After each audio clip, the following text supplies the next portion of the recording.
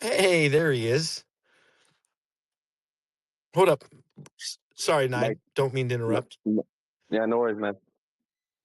What's up? What's up? Can you hear me? Yes, sir, we can. Yes, sir. What's going on? Everything good? We're doing fantastic, brother. It's so good to have you on, really. It really is. You ready for Thanksgiving? I am, bro. I am. I'm daughter's gonna come over. We're gonna have a feast. It's tough to cook for just like it's tough to cook for a small amount. You know that. So Mhm. I'm ready to eat. I don't know about y'all. So anyway, I was listening to you guys, and real quick, the fella just was asking about when they moved to stop the break even and whatnot. Before I say anything, um, I talked about when to move the stop loss in the latter portions of the 2016-2017 private mentorship lectures. And for the life of me, I can't remember exactly where I disclosed how to move the stop loss. I want to I know say I it did was it. nine early on in nine. I want to say because you're projecting price within nine. I can't say for sure, but I want to say, I mean, high probability trading is 8, short term trading is 7, swing trading is 6. Like the institutional kind of If breadth of I'm if I'm information is not mi- 5. if I'm not mistaken, I think that's month 2. If I'm not mistaken. That's it. Pippi probably knows, Michael. Yeah, I think it's month I have 2. so many things. I have three outlines from three books in my mind that's most fresh, and it's competing with what I did in 10 years ago almost now. So it's hard for me to remember exactly where all that stuff was. So I was making it literally on the fly. Like I had no real outline as I was doing it. It's just like I felt led to talk about this, based on journals. How I came up, and that's how I kind of pretty much taught it. But I wanted to kind of like let the gentleman know what I think is a real good, simple general rule of thumb for moving stops to break even. If I could have a couple minutes to talk like that. Oh, absolutely, brother. It's all you. So, obviously, it's dependent upon what you're looking to trade time frame wise. What's the duration for your trade? Where ultimately you think it's going to go? Where's the terminus, the target, and where you're trying to get in at in deference into where you think the move started? Because you could look at the marketplace and say, "Oh wow, I missed a better entry below for a long that's going to take up this high or relative equal high," or vice versa for someone looking for a short. You may have missed the actual best case scenario for a short, but still use a PD array to get involved with the next portion of that run. So knowing where you're getting in at and where you think it's going to go, that's obviously your specific implied dealing range. So it's left of the move. So from entry to where you're going to go and target, that range needs to be defined in terms of quadrants, where you're at in the lowest quadrant, the midpoint of it, consequent encouragement, and the upper quadrant, and then the final terminus target. In my opinion, and this is how I teach my kids, that way it's not something I'm just pulling out of my ass. It's something that I'm telling them what to do. So it's a real quick, easy way of doing it. As soon as you know where you are entering and where the market's drawing to, where's your target, where's your final exit point, or if you're going to use that as your target and then you leave a runner on after that, whatever that target is, that's terminus. As soon as the position goes to profit and then it moves 50% of whatever that target is, it's foolish for you to absorb any kind of loss or eat the costs of commissions and fees. So, in other words, let's assume for a moment you think that the range is going to move 100 handles, okay, or 100 pips in deference to the folks that are trading the Forex market. If it moves 50 handles or 50 pips, you need to have your stop loss covering costs. And that way you can completely remove all concern about being right or wrong. You're getting a free look at it. You don't have to worry about it. And here's the thing that you're going to be wrestling with, because I'm sure you're probably thinking, well, what happens if the volatility is kind of high and it comes down and stops me out? That's why I have all these different PD arrays, because I'll use a new 15-second fair value gap to get me in line with the move if I get stopped out. Getting stopped out needs to be something that you don't fear. And really, what are you losing if you get stopped out if you're following this criteria? You're not losing anything, right? I mean, you're getting your commission costs covered, you're getting no absorbed actual loss. So your monetary loss is nothing.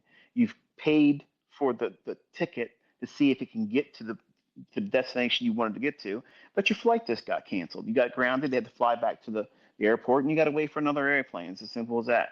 So when you have this mindset and you adopt this viewpoint on it, it's very liberating, and it removes that fear of missing the move.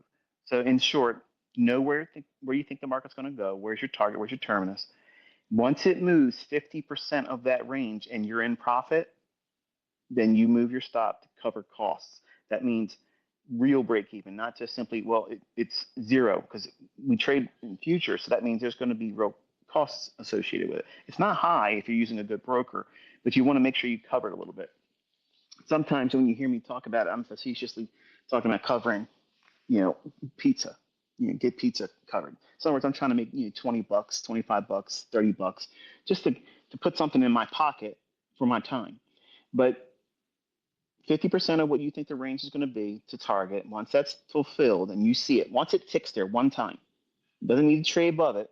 Okay, as soon as it touches 50% of the distance or range you think it's going to move to, as soon as that happens, without thought, without concern, without emotion, without any kind of fear of getting stopped out, you cover costs, move the break even, cover the cost for your commissions and fees, and just simply let the trade pan out. If it stops you out, then reassess. Is it still viable? Is it something that just you got caught off guard? Because your experience is going to dictate whether or not you're going to be able to get back in a trade or not. More skilled veteran students of mine have no problem getting back into a move they got stopped out at. And it's not costing you anything. It didn't cost you anything. And regretting whether or not you didn't take a partial, don't even worry about that, because if the trade's still good and you think it's going to go to that terminus target, it's easy to get back into the trade again. And I've done many trades over my career like that, where when I first started adopting this mindset, it completely changed the whole outlook of what I'm trying to do on a day by day basis when I started becoming a very active day trader. Because if you can't overcome that fear of missing out or fear of being wrong, you see how this does both? It cancels out the necessity for being right. It cancels out the fear factor that's associated with being wrong, and it covers the cost. So you're getting a free plane ticket to see if it can take you to that destination of interest. And if it doesn't take you on that airplane, that flight, you're just going to jump on another plane. It's simple as that. There's nothing to fear. And ultimately, if you do it again and you get stopped out and you take a loss, it's okay, because you should have a model that you're not looking at a one-trick pony that only works once in a while.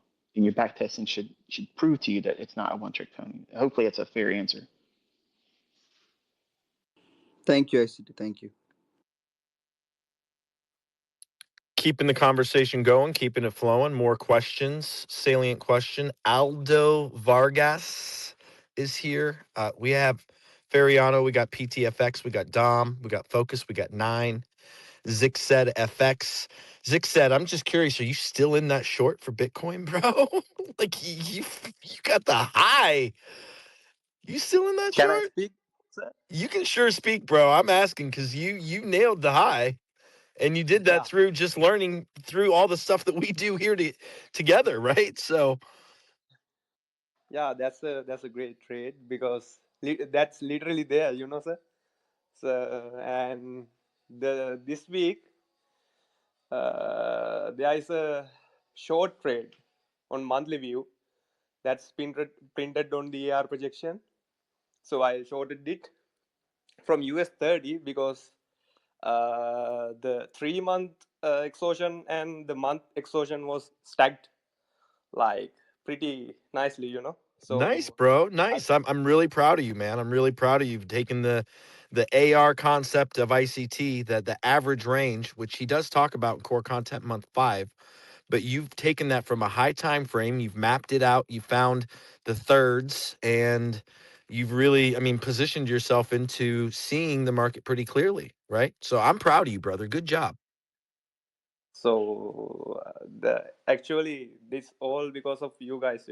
So I'm very very thankful the ICT and the always thankful to you, sir, also. And this is the great space I think for every beginner trader should watch. So that's a great one. So I will give a tip, okay? Yeah, So I will give a we like tips, buddy. That's good. We yeah. like it. So you can use with ICT the market maker model with the AR range, okay? So you can also divide any range, average weekly range, monthly range, or daily range. Divide it to three, okay? And you have some like the 1/3 of the average range. We have some like we have to watch the open price, and we have some like there's like opening ranges and things. So when we are dealing with the average range, you have to watch. I will tell the example as the weekly basis, okay? So if you are a one gig trader, you can use average range. So you can track the accumulation and the manipulation and distribution using the AR range. So you have to use it like this. Always I think there's an indicator that average daily ranges x Judas meter by 2 degrees. Yes, 2 degrees has one, and it is literally word for word taken from the core content. I want to say it's month 5, and I Yeah, even want to say it's episode 12. yeah. So that's a good one, because you can always stack your probabilities. So if the average range average range use average range, you can use pivot numbers also. So I will mostly use average ranges, because Yes, I you do. You've done a great job with the average ranges. Hey, we got Lee Desi here, man. He's a great one to get up. so this is a great week, I think. So, and thankful for your all the helps and stuff. And I hope you are doing well, did well in this week. So I'm silencing. Bye bye, guys. So Hey, thank you for coming up, buddy. I'm really happy. I know other people are going to be happy too, just to hear your thoughts and 2 cents. I got my boy who's taken some pretty big payouts. He's 22, Punjab Sikhi trader, Lee Desi. Desi Trades, what's going on, brother? How you doing? See, you crushing the market. High five, man.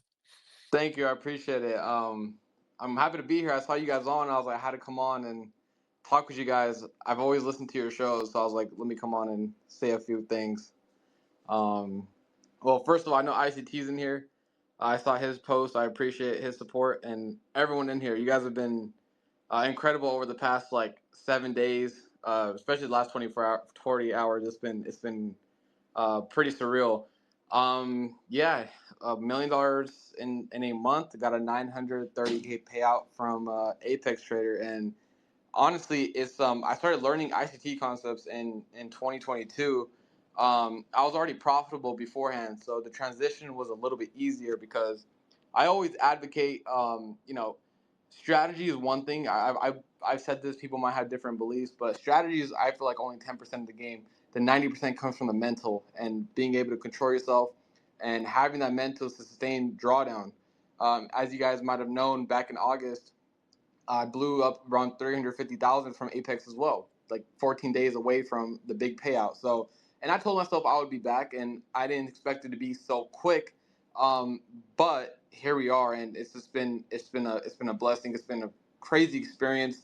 Like I have, after I requested a payout, obviously I haven't taken a trainer or anything like that. Just been kind of enjoying it. I talked to my family a bit, and kind of want to, I'm only 22, so this is definitely, hopefully this Congratulations, can be my brother. goal. Congratulations. It's Thank you. kudos, I man. I mean, I appreciate you it. you you're an embodiment of what the teaching has been. I mean, and I think ICT being here, he can speak for himself, but I mean, you're repping the concepts really well, brother. I mean, you really are. So as part of the community, kudos to you. High five, man. At 22, I mean, I got a daughter who's just a few years younger than you, and just as a father, the thought, the aspiration of someone really really seeing the market the way you're seeing it, and then more importantly, as you're saying and stating, and I'd like you to reiterate that, the mental, the psychological components towards your trades, towards your trade plans. Yeah, for sure. I think as a trader, the number one thing you got to be is a risk manager. And there's some days where even during this run where I had drawdown, I'm like, dude, I had to fight the urge to press the button, because for me, I always think about the long term process, the one day at a time mindset, and I'm just like, look, I shouldn't be able to make or break my trading day in one day. It's a compound over time. And obviously, this happened a little quick over the 25-day stretch before they pulled the plug on me for the payout, but it was just still compounding. Like I said, the price action was good. Everything aligned with my trading system and my style, and I just had to put the risk on. Are That's what you you got to do. so if you had to describe how you engage with price, you're an IFEG trader, right? Is that fair to say? Yes, yeah. That's my entry model is off of inversion fair And, value gaps. and would you like to elaborate a little further? How, I mean, so an MMXM is a big deal for you, right? So you're a Yes. market maker, buy or sell model, and you're really looking at that turtle soup entry, and then you're looking to the left, and you're looking for, if it's a buy model, you're looking for that inversion off the SIBIs that brought price down. Is that fair to say? Yeah, so something that I've done this last week and a half is obviously we're in a market maker sell model, right? Very clear sell side below. I would look for a manipulation into a higher time frame fair value gap or an order block. I know we had a daily fair value gap that got tapped into. I go in on so what I do is I look for those retracements on the higher time frame. Then I go down to the 5 or 15 minute, and I wait for a 5 or 15 minute. In this case, I was looking for downside, so I'd wait for a bullish fair value gap to get violated. And as soon as it does, once it taps the higher time frame PDA rate, that's where I get my entry, and I keep my stops above the highs and run a 3-to-1, 2-to-1. A lot of my trades ended up being 5-6 R trades because of how volatile we actually were. I love that. I mean, if you're taking bearish trades, it's taking that original bullish impulse and then beyond, right? Like you saw that in the fractal just continually. I mean, Bears got paid well this week. They really did. I mean, the shorts paid well. Definitely, definitely. And like I said, I appreciate all the support from everyone. I appreciate you bringing me up, Kit. I know me and you DM'd a couple times, and you're always supporting me. So personally, I just want to thank you in front of everyone as well for being that support. Can you hear me? We can, buddy. Here's one of your monsters. I just got two questions real quick. Number one, did you get to this goal a lot sooner than you thought it was going to take you? And what does your immediate family feel about your accomplishment?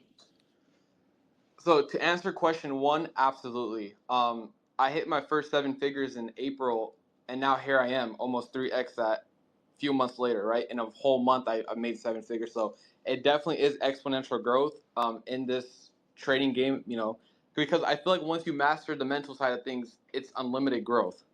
And to answer your second question, I called my dad, I called my mom, and honestly, I was tearing up. I'm like, look, this is what happened, and they're like, my parents do well, but they haven't seen this type of money. So it's definitely a proud moment for them. They weren't obviously happy when I dropped out of school a couple years, and we had a lot of clashing. But to see it pay forward and prove myself right, and also them feeling the confidence in their kid to move on in life in terms of this is my full career. I recently just moved out, so it's been kind of hard on them for me not being there no more. So it was a really good moment. That is awesome. If you could give a little bit of personal perspective as another millionaire, trader now, what would you say to people that are just starting out? They see all the complications of looking at these charts. They look like hieroglyphics the first time you do it. What kind of encouragement would you give them? Because now you have tasted this level of success. Now, it resonates better when someone sees another peer that went through the same thing they're about to endeavor.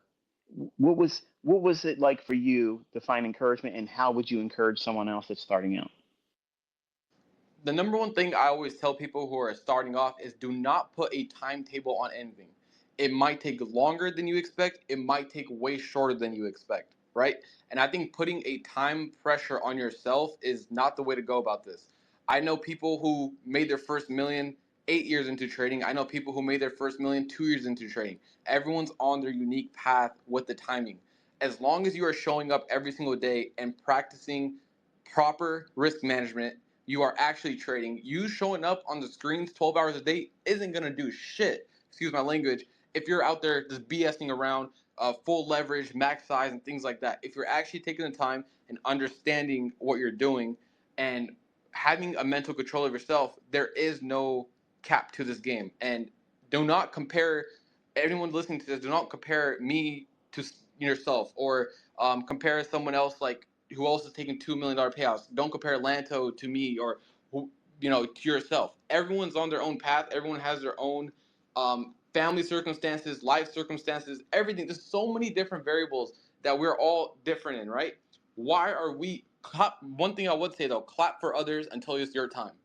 There's no reason for someone to start hating on someone just because they're doing well. Clap for others, and I promise you they'll clap 10 times louder for you when you cross that finish line. And like I said, that finish line might be crossed in a year, 2 years, 3 years. As long as you are showing up, I promise you, if you give 110% effort, it is impossible to fail in this. Boom. Pippy B, you had your hand up? Yeah, I got a question. First thing, congratulations, right? Like Thank you. being so young doing this, right? This is life changing. So first or foremost, excuse me, congratulations, right? Now, are you okay answering questions? Yeah, of course. I'm an open book. Go ahead. Okay, all right. So my first question is, in regards to the Apex rules, right? Where they say you need 3 months, 90 days to withdraw the whole entire payout of the account, right? Can you walk us through like how you were able to do that in 24 days? Yeah, I got Because you. I For see sure. how they did change a rule, right? Or I don't know. I mean, I've been trading with Apex for a while, and I know they sneak little things in there here and there, right? So I'm just curious about, how you did that actually. Yeah, so I'll give you my full entire Apex breakdown, right? And I'm gonna start with the trading side of things, guys. There's trailing drawdown. I traded 50K accounts. I turned them into 116K. You have to size down in the initial 10 days. I was sizing 3 to 5 micros until I had 8 to 10K buffer, and that's when I started sizing up. You need to let the buffer build before you size up. Keep that in mind. Second of all, for Apex, if you run a high balance, such as usually it's like 700K plus, once you get that balance, they'll start monitoring you very closely and pull the plug on you early. Because one of my other buddies too, KJ Futures, he recently pulled out 700K, and he had the same thing. He had 20 accounts, 35K each. He got paid out because they're running the risk. If Man, holy shit, no ego, but if they let me trade these last 3 days, it would have been over for them. I would have broke the record. I promise you that I would have broke the record. I'm not greedy about it. I'm happy with my 900K, but as a company, I would ban myself too. And that's one way you can get your full payout before the certain amount of days you need, is if you run a high balance and you have a good consistency during that time, which luckily I had. Copy. So technically, if you keep that consistency going with the high balance, as long as you keep that momentum going, you'll be able to withdraw after the third payout, correct? Did I read those rules correct? It's not after the third payout. It could be after the second one. It could be after the fourth one. There is no actual in writing. For me, it just has to Ah, be after. And also, I had my first payout accepted. My second one got denied because I broke a rule. The third one, when I was going to request my 28K, that's when they emailed me. They're like, no, you're not going to request that. You can take the whole thing and you're off the firm, essentially. Which like I said, I'm happy they gave me the opportunity to take the account. They offered me a live account too. I did not entertain it because I can fund my own money on a live account. So for me, it was a no brainer to take the cash. I love the inner workings. I love this. I love it. I love it because there's a lot of confusion out there, with that. you know? And when I saw that at first, I was like, honestly, I thought it was cap, right? But then, once I started, I have accountability partners and we talk about things like this. And he's like, yo, honestly, pay attention to this. And, we were reading something and I was like, wow, like I must have skipped over that part, right? So that's very interesting, and it should be a goal for people that trade Apex, right? As long as you keep that consistency going, it doesn't matter about the account balance, right? So when people get windfall victories, which I have got plenty of times, right? When you catch these windfall victories and now it pushes you back a little bit, as long as you keep that momentum going. So just like how he said when he first started, when he came on here, he was saying about his mental, right? Coming into the game with a clear head every day. Don't come in with an ego like, I'm the best trader in the world. I'm about to, run this up to 50 million, right? Because they're not going to allow you to run it up to 50 million. Okay? So we have to maintain that ego to have that consistency rolling. So I'm very glad that you came up and I'm very glad that you were open to speak about that. So there should be no more confusion going forward. As long as you keep that consistency going, you'll be able to get a payout, period. Can I So, ask one more question real quick? I'm going to have to escape after this. of course, go ahead. Jump in, boss. When you saw that you had reached the target of no more allowance for you to be able to trade, I mean, obviously, at the risk of sounding arrogant and egotistical, whatever, which I'm not trying to stoke that, okay? It has to feel really good for them to be shutting you down because that's a compliment. They're like saying, listen, listen, you can't come in here anymore. You're a card counter. You're not allowed in the casino anymore. What did that do for you going forward? I mean, obviously you're going to be inundated with people that's going to say, things like, you know, are you an affiliate? Did they grease your palm? What you didn't really do this type thing. How do you now, as someone that's highly profitable, how are you going to walk forward when you're encountering people that have that doubt? Like, how will you carry yourself? I would say I've been on the social media side for a long time now on the Twitter space, and if I ever listened to the doubters ICT, I don't think I would be where I was today, or where I am today. That's just my simple process. If you're talking bullshit to me, I'm not listening. If you're supporting me, guess what? I'll support you 10 times back. As simple as that. The saying "a hater never done better than you" is true, right? And for me, even with the Apex getting the payout, there's a lot of haters. This, that. Look, in a couple days, I'm about to get a wire sent to me for $930,000 at the end of the day, and they're not. And I don't want to sound egotistical or anything, but this is for everyone. You got to protect your energy. You got to keep your peace. You can't let the outside people influence what you're doing, because at the end of the day, when you get into your office, are they trading with you? No, you are trading for yourself. No one's gonna, and this is one of those games. No one's gonna come save you. You got to save yourself. And God forbid I listen to any of the haters when I'm playing one of the most lonesome and self-reliant games. Right? Why would I listen to this? This is not a team sport. This is me going into the office, me winning the day, leaving the office, showing up the next day. I gotta win again. And guess what? If I lose, as long as I learn, guess what? That's another win. I'm 3-0 now. One more, that's a season sweep. That's a series sweep, right? And that's what the mindset I had. And I've been having this mindset for a very long time. And it's just something like, yeah, I see it, and sometimes I do feel some type of way, but there's no way I'm gonna act on it or have an impulsive reaction to it. Absolutely not. And especially when there's 100 supporters for every 10 doubters, right? And especially when you guys are the ones supporting. Like, come on now. There's no way I can let the doubters do anything to me when I have ICT tweeting about me, right? Things like that. I love that. Hey, one more thing. Give me your processes getting 1% better each and every day. What are you doing? For me, when I tweet this a lot, I like get 1% better. And for me, 1% better isn't ending the trading day green or red. It's about how you manage the day and how controlled you were throughout the day. And I'm talking about overall in life, not just trading, right? Trading's at the end of the day, it's still a very small part of my life. I'm more than a trader. I do other things, right? How well can I control myself in every aspect of my life? If you're religious, are you staying up to your faith? If you're not, whatever you do on the side, are you keeping up to your own standards? As long as I'm keeping up to my own standards and continuing to impress myself, that's what I think 1% better is. Never ever have I associated winning and losing with what the market gave me. Never. It's about the process itself.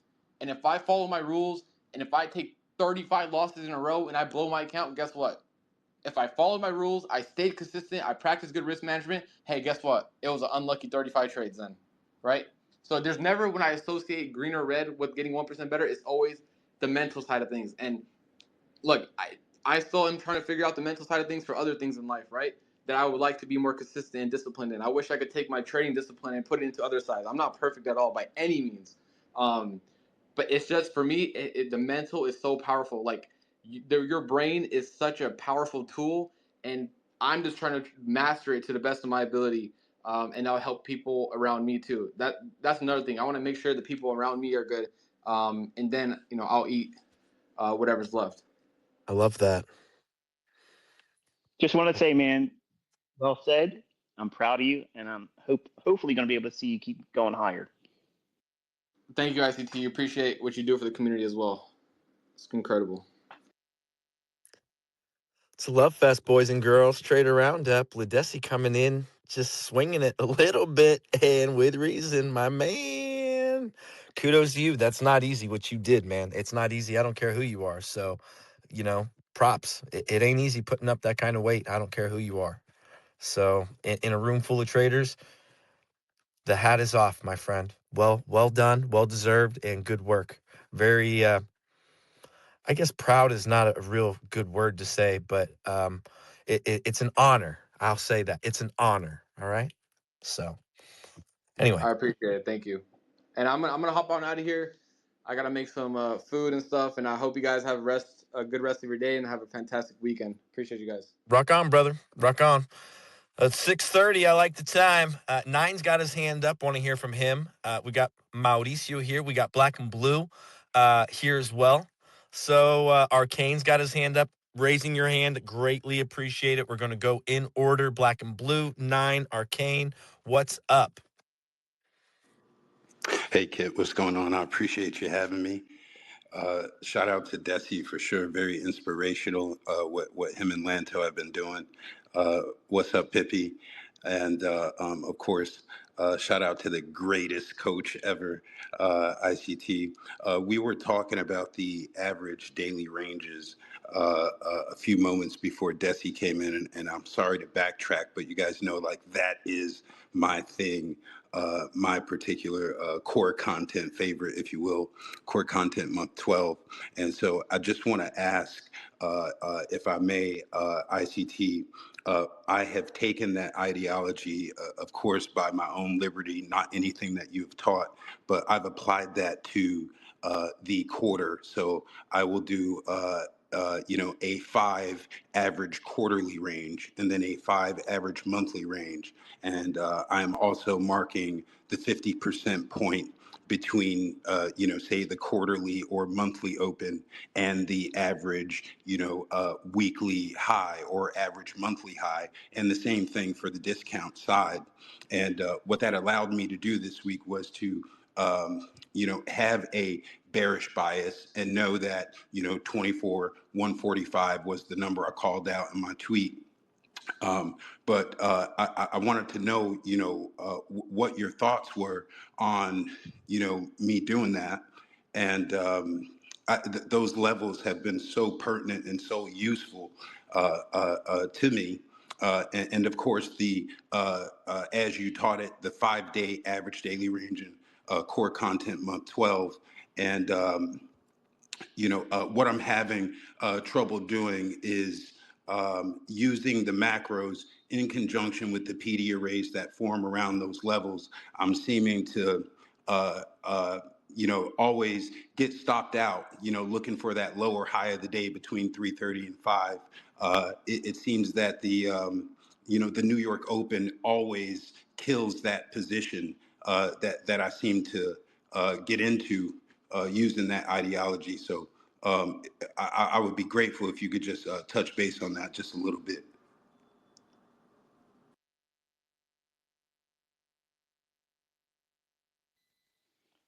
Well, the details that you're collecting when you do it, that should be enough for you to determine whether or not it's fruitful or not. If you're, and I'm not certain I understood exactly what you were saying because I had one earphone on and the other one listening to my wife. So I got to make it look like I'm interested in what she's saying because she's talking to me about spending more money at Christmas time. So if you're measuring, if you're measuring like the ranges in from a quarter, like a quarters range, what it's done in the past quarter, I think that's, is that what you said? Because if it's not, correct me, please. Yes, sir. So as you taught in Core Content Month 12, you take the previous 5 days, you take that average, and you're able to project the average daily range high, the average daily range low, and then the Fibonacci extensions thereof. So I've taken that ideology and applied it to a weekly time frame, and then a monthly time frame, and then a quarterly time frame. So I'm taking 5 months and doing an average and applying that to the monthly open to get a average quarterly high or average quarterly low. Okay, I follow what you're saying now. Yes, sir. Well, if you apply it to 3 months, then you have a uniform time reference that the market's going to appreciate better. Having it simply because it's a 5 day average. The reason why it's 5 day average daily range or the average over the last 5 days is because our week is basically, assuming there's no holiday, it's Monday through Friday. So that's 5 days. We don't really attribute all that much weight to Sundays, even though they're influential, obviously, new week open and gap, that such. But having a 5 day period or 5 period reference for weeks and months, I think if you do the weekly, just do it on 4 weeks. Because what is that essentially? It's essentially a month. If you do it over 12 weeks, that'll give you a good round number for a quarterly influence using what you're trying to do with the same thing as a 5 day average daily range and projecting that to give you a supposed threshold of importance.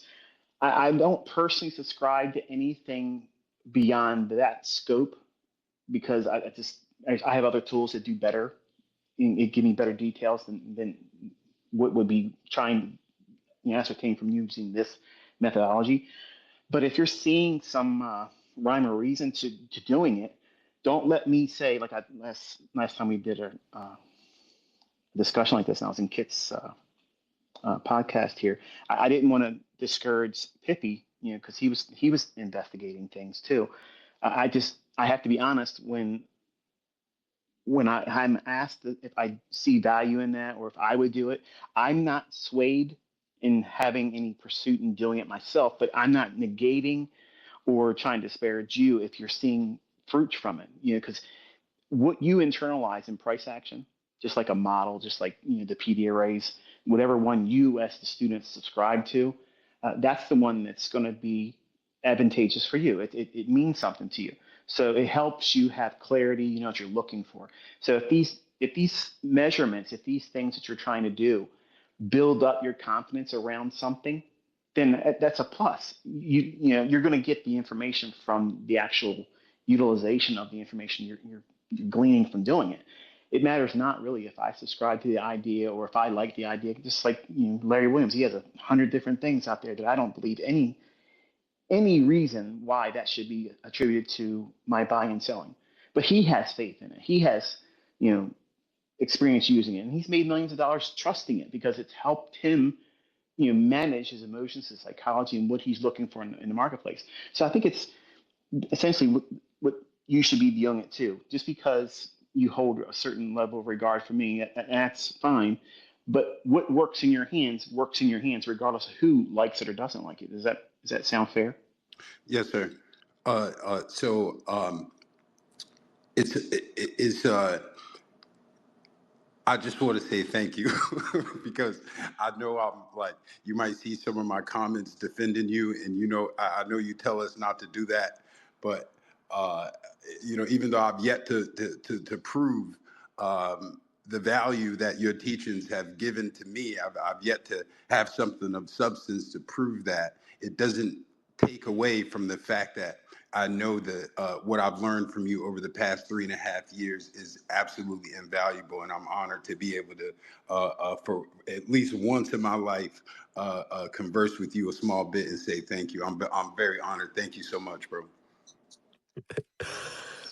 You're Black welcome, and brother. blue with the bro term. I mean, ICT, you gotta love when folks just affectionately refer to you as bro. I mean, I'm you, sorry. you I'm want from New to. York City. I'm sorry. Well, no, but I mean, it's a really big deal. Like he want you. I mean, wanting to feel like just a regular person, and then getting bros and dude and things like that. I mean, I know that would feel good to me, and Yeah, it's I just kind prefer of it over the sir stuff, like yeah, the sir. yeah. I don't. It sounds wooden. It sounds stilted. I don't like that. I mean, I'm. If you were talking to me and you kept calling me sir, I'd correct you. I'd be like, look, man, just like talk to me. I'm a person. That's all. Just talk to me like we've known each other for a long time. And I appreciate that. I resonate with people that talk like that. I love it. I just love this platform. I'm grinning ear to ear because it's like I feel like it's been I don't know, like this is I feel like it's just filling a lot of cups. A lot of people like what we're doing here, and that interaction, it's just beautiful. Like I'm just smiling ear to ear, and I know Black and Blue is just like he's just over the moon at the opportunity of just being here and having a conversation. So I know, and I don't mean that in any weird way. It's just kind of cool. It's kind of cool. Um, anyway, keeping it going. Persian turtle, TP03, Persian turtle. Now I think we had nine Oh, my next. I bad, think my nine was bad, up my bad. next. Thank you, thank you, thank you. Nine, my bad. You're up next. And Feriano, my bad. Hey, how's it going, everyone? No worries. I'm actually sitting outside a church. I'm eagerly waiting to get confessed at 4 o'clock my time. So I don't know if I have much time to speak on, but I just want to say I appreciate everyone here in this space. Of course, I appreciate ICT for all his teachings and just the impact he had on the world. Um, just overall great guy. So I appreciate everything in that general prospect. But I don't know if you guys want me to speak on anything specifically. Well, I However, mean, I just wanted to chime if you in had a here real quick. question, or maybe you could talk about how the concepts really resonate with you, or I mean, just Sure. the floor is yours, brother. It's whatever. Yeah, so there are some specific things that ICT mentioned that I specifically paid attention to, where he mentioned build your own specific model that you align with and specific PD arrays. So that's what I basically focused on. It's what, thanks to him, brought me, impacted a lot more of my success. I know beforehand, like a few years ago, I was actually trading harmonics and I was still a little bit profitable, but not to the extent that it is now, right? Now it's just got like 10x at this point because you have specific measurements, specific things to look at. So really just props to those concepts. Now, what I specifically look at is just liquidity pools, time-based or just regular old swing highs and lows, and then fair value gaps along with that. Specifically, the interaction with fair value gaps, the quadrants, how it's interacting, how if it's closing above or past the entire fair value gap, in which case it becomes an inversion. I basically use two models for price entries, and that's what I mainly focus on. It's more of a momentum and or reversal opportunity. Both coincide with each other, so that's my main focus, really. I mean, Nine has some really, for the record, within the community, Nine has some really deep dives within time, and he has, I mean, he's written a book on it, and he utilizes these root candles, and he's got his own way in which he's utilizing these time-based arrays, and he's written extensively about it, so he's not really pulling it out of anywhere but his own study, and it is What's the actually book? quite fascinating. Not Nine, talk to him about it, bro. What's the title of your book? Yeah, so Yeah, there was a few years ago, I got really enveloped into the idea of time. I started looking more from a data approach and in regards to the actual volatility within the markets. I know each instrument has different volatility measurements, and that's where the book originated from. Do you still have it It's on your definitely a WAP? different Is it way. on your link? I'm just curious. Sorry, I don't mean to interrupt. Yeah, there's probably I made it free for a long time. I could probably do it again, but like it's just everywhere at this point. Oh yeah, no, And there's also I a have your lot of free book. other. Yeah, for sure. So I just spent a lot of time on it. I wanted to give it out to the public, just some studies that I made. Definitely helped with my training, that's for sure. Just solidifying the And concepts you and focus on the applying. 1 minute, right? I mean, Michael, I think you would really like it if you make it available. We'll work on trying to distribute it or disseminate it. He calls it DTT, which is digital time theory, right? And it's really focused on the 1 minute. And you have these root candles, and you're looking at average range models. There's different time based models. It's very unique, and it is of his own study, but it is based on premise and things that you have taught, Michael. And just as an observer of someone within the community of someone watching a profitable trader, of your concepts and how he's made them his own, it's fascinating. It really is. I think he's done a really neat job of making these models his own within time in his own studies. And again, he's giving homage to you, and it's unique. So I'd love to see it. Awesome. Yeah, I realize it's really unique. I'm just seeing it from a humble point of view. I know it's like a specific cup of tea, right? But it really is what brought me what I have now, right? So it again originated from you. So just want to publicly say that. But it is really unique, and I know it's specific to like time-based concepts and opening prices, volatility, things of that nature. So if anyone wants to give it a read, I'll definitely push it out yeah, again. yeah, do that, brother. I Do like do putting it that. out It's for a good sure. Yeah. read. It's a good read. He does utilize some time fibs. The way in which you utilize the settings also very unique. Not something I've seen within other studies, even of my own. So it's fascinating. And nine, making that available, I think some folks will enjoy the read. I mean, I have, and the way you trade a 1 minute chart, it's lovely. I mean, kudos. You've got a codified system that you utilize, that you trade with, and you do it live. So I think you meet all of the criterion in which, again, like the respect and appreciation for what you do is there. So and I love that Michael's inquiring and would like to see more in depth of your own study. So awesome. Yeah. Thanks be to God, first of all. And if you guys give me more time, I would like to make like an updated version because, I made that I think a few years ago now at this point. Yeah, So do you? And there's when you probably make it some. available, like holler, Yeah, and we'll kind of try and push it out there, and we'll talk about it. I mean, Trader Roundup's a good kind of like touch base. Maybe come back next Friday and throw it in the comments or something. for Some sure. folks can take a look at it, follow up. So Yeah, there's a lot of things I could probably brush up on inside the book and grammar specific to that, or just make things a bit more clear and detailed and filter some things out. So, it's very well done, um, I will say. I mean, you actually inspired me. I mean, I ended up writing a book on a lot of my concepts because of that book that you put. Yeah, really, yeah, wow, I did. Um, that's super cool. it Yeah, it is send very me a cool, copy if and you I can mean, too. I mean, my book is called A Market Symphony, so it's really resonating with time and how pivots kind of resonate in the market. So it's its own interesting Like concept. that. And again, I'd actually like to share that with Michael. So I'll probably email that maybe. But that's not really something. Hey, trade around up a book, but it's just out there. But it's cool. I mean, you Yeah, put it out there. So mine, it doesn't. I don't really know if I'm comfortable putting it out there, but I would definitely share it with Michael. I'd love his ability to see at least how I articulate some of these models. Right. Let's see it. I love it. Yes. awesome.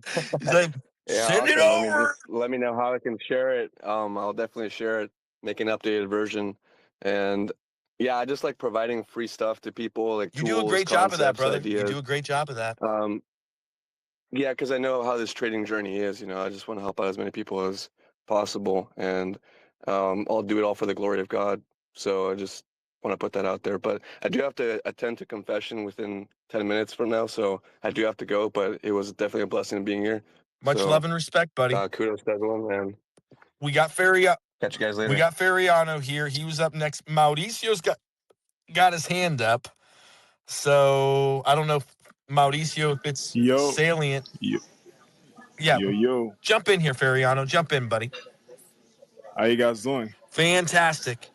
Now Feriano is a macro trader, trades with the macros. You want to talk at all a little bit about how you trade, or do you have anything you'd like to address with Michael here at all, Feriano? Man, it's quite amazing having him on the dial today. I just want to let you guys know, let him know specifically one specific. Obviously, you guys know I'm in love with macro. I married macro for the last 3-4 years, and probably won't cheat on her anytime soon. But obviously, I have 3 main entry model, and one of my entry model is like early breaker retest. I have the macro for like the main trading hours, 9:30 to 12:30. And then the MMXM, like a very unique MMXM. But one concept that definitely played a major role, I would say, in me finding some level of consistency over the last few years. And I mean, I've done well for myself now, being able to trade and stuff like that. Definitely, I would say is thinking about, actually, I would say my best entry model is probably like the early breaker retest. So, man, like as of late, I'm going on to this tangent where I'm like diving into this world of like between 7:30 and 9:30. I'm noticing something quite interesting, and I'm starting to expand because I trade right now like NQ, YM, and CL, which is oil. But I'm starting to expand because I'm starting to notice that 7:30 to 9:30 window is quite a powerful window, and I'm utilizing SMT a lot more often. Sounds like a 2024 model. Yeah, definitely.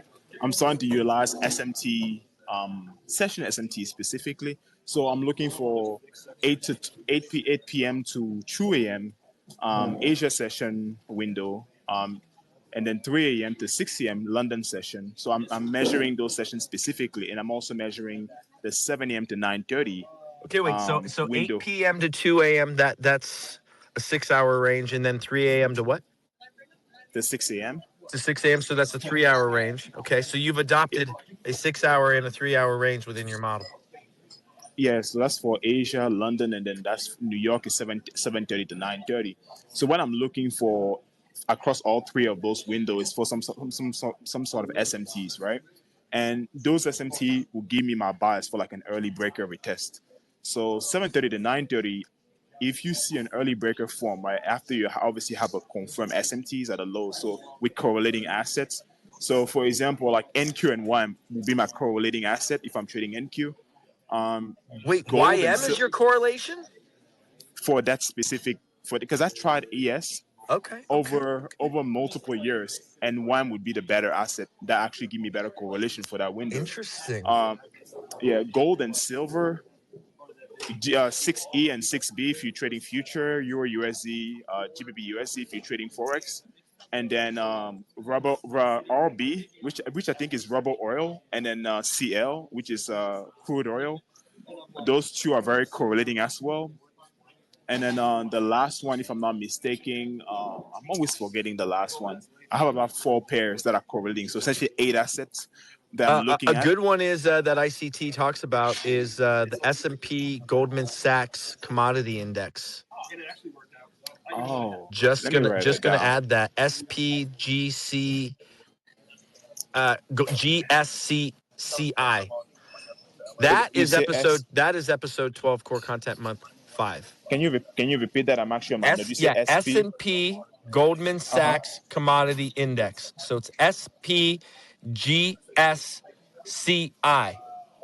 CI. And what's the other one? Very good for oil. Very good for oil. Oh. No, that's it. It's one single asset that you would look at within SMT, within the commodities. And again, ICT, I'm just echoing something that he's already taught. Got you. And then what would you say would be the best correlating asset with that if you're looking for some correlation of I S&P like for early. oil. I mean, I like oil more than your RB gasoline futures. I personally like oil a lot with the SBGSCI personally. Oh, okay. I see. So It's you were very, mentioning it very, for oil. very, very good. And I'm not a big SMT guy, but that's arguably, I would say, one of the better correlations as taught. I'm gonna definitely experiment with that and see what type of result that I get. But I have noticed that if you want to catch like an early, because a lot of the instrument that have a lot of volatility can sometimes deliver early reversal or early continuation between 7:30 and 9:30. If you can catch an early unicorn breaker, that can essentially form and confirm within that window. So all that you will look for will be a retest of the inversion associated with the last leg of manipulation within that breaker. So once that breaker is confirmed between 7:30 and 9:30, essentially the retest window that I'll utilize will be 9:31 to 9:41, and then 9:49 to 10:17. So my early breaker retest window, those are the retest window that I utilize, and I utilize the correlating asset to be able to have a bias. So for example, gold and silver. So if I have an SMT at the lows of my session, then I'll essentially have a bullish bias for that day. So from that point on, I'll look for gold and silver for unicorn breaker form and confirm between 7:30 and 9:30, and I'll look for the retest of the inversion of those breaker, and then within those retest window that I have given, and expand my mind because I was only doing this at first with NQ and YM, and over the last 3 weeks I started expanding that and then going across different instruments. Yeah, this is new. This is new. I mean, you've broken down some parameters a lot more stringent in regards to IFEGs and macros, if I recall. So this SMT thing that you're doing seems to be, I mean, you're finding obviously success with it, but it seems to be newer within your model. Yeah. Yeah, because I was trading an early breaker with test prior, but it was associated with a target. It had a requirement of a target. Like I think you heard me talk about major psychological level prior in some of my previous Yes. discussion on market. You like So the big figures. You like the big yeah, figure, the 8 and 20. yeah, the The 80 20, sorry. 40,000, yeah, the 20,000, 20,100. So a level that ends with 2 zeros or 3 zeros. I used to actually like to see price fail to grab that before returning to the test. But I'm noticing with much more instrument, I don't even need to have that if I have that SMT, pre-market SMT. So essentially before 9:30, if I have that SMT established, most of the time if I have the breaker form, and I kid you not, the breaker don't even need to touch the fair value gap on a higher time frame, which is mind freaking blowing. And I just want to share because I'm able to go down this rabbit hole and then perfect my model further and further because the win rate for that specifically is like I'm still testing. I'm still within like a year and a half of data, and I want to expand to like three to 4 years. But it's quite amazing how when you master, you talked about the model that I think it was probably the 2024. I was thinking maybe 2023, but I think it's a 2024 model. And the mentorship that I've gone through that probably give me this idea probably as of late or recently. But it's quite amazing when you study ICT. One of the things people make a mistake of when they're trying to build a model and essentially develop something that they can call their own is that you cannot just copy and paste. You have to be a student. You have to come with a mindset that, okay, this is simply the foundation and the framework as to how I can operate and go and look at how past action can essentially behave. And the most important thing is learning how to think, not what to think, right? Understanding why things operate the way they operate and be so curious and infatuous with trying to understand why. So layering the concepts, is that fair, Fariana? Do you like that term? Yes, that's probably like the perfect representation of that. That's probably the perfect representation because there's so many different confluences. But one thing that I definitely appreciate is like the picking of a few concepts, things that I believe might be correlating between like, for example, when I was trading, like when my MX model, I utilized an MPL, right, major psychological level. I utilized key levels, essentially like an RL to ERL for the most part. That's the oversimplification or some level of simplification of that. I utilize weekly profile and maybe one more concept in addition to that, and then my macro, and that's I about it. love that. I don't try to complicate it, and I have an entry model, the unicorn breaker. I know you like to utilize the inversion model, but that's for my personality. I know that's what works best for me. But you don't really need to complicate it as much.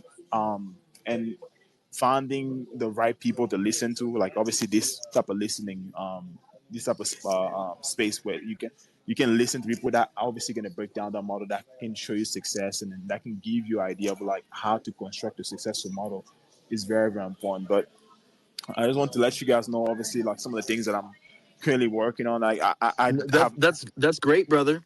I love it. I just want to say quickly, I mean, I love you, but I got a lot of hands up and I'd love to get to everybody. And I want your thoughts and 2 cents as we continue collecting more thoughts. Is that okay? Yeah, definitely. All right. So Mauricio had his hand up, and then we got Thank you, Dom, kid. Pippi, and Persian. What's up, buddy? Everything good? Everything good. We've been talking on the phone for several days. That you've been telling me that I should come here and tell my story, and I think that with Michael here actually will work for me as a therapy because the rough path that I've gone through the past year. So with that said, Michael, my story. Basically, I'm born in Colombia. I moved to the States for undergrad in 2003.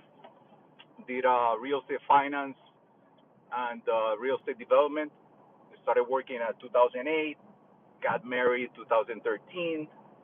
Have three beautiful boys, and and throughout 2008 through now, um, I've been in real estate, but the way that I got into the market is in 2020.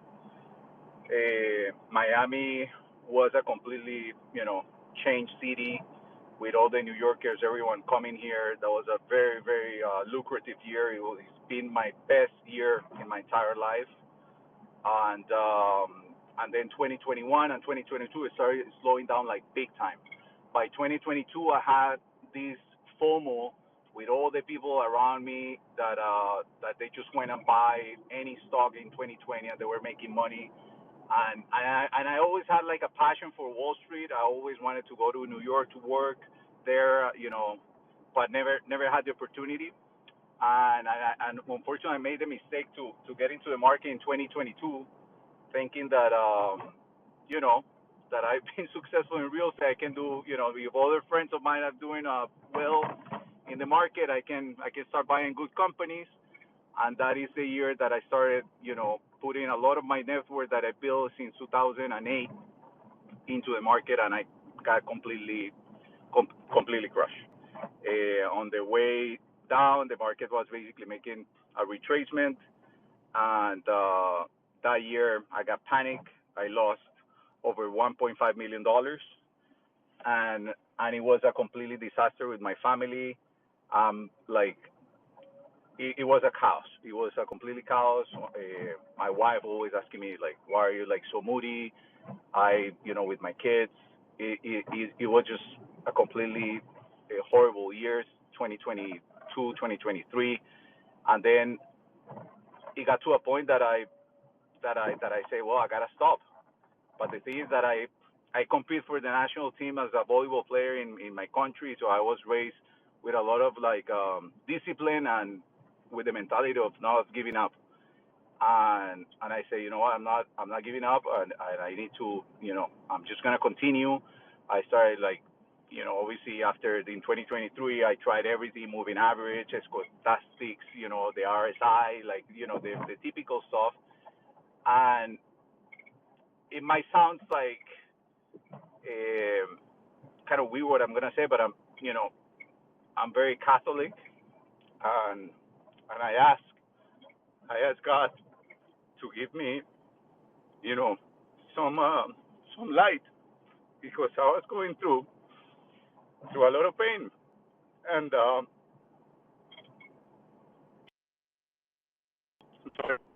and, uh,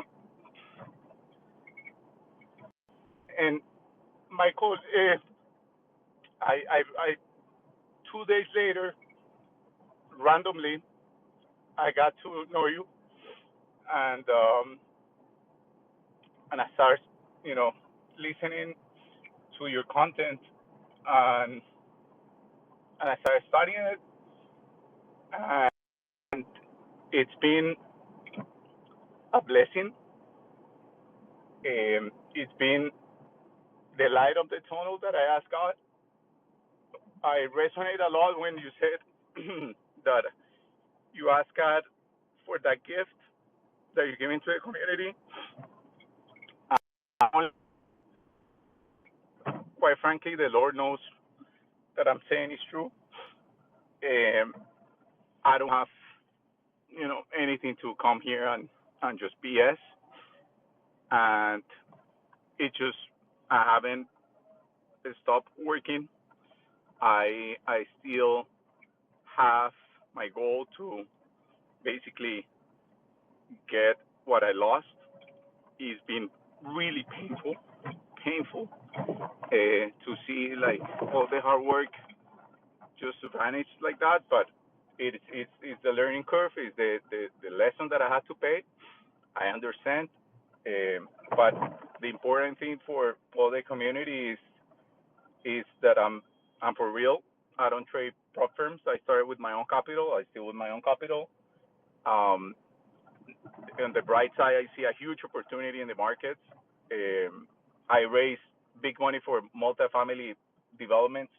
I have to deal with a lot of families, wealthy families, and I just see a huge opportunity in the market, for people, especially on the second and third generation, that they think that real estate is boring and they're just getting all into Bitcoin and all of that crap.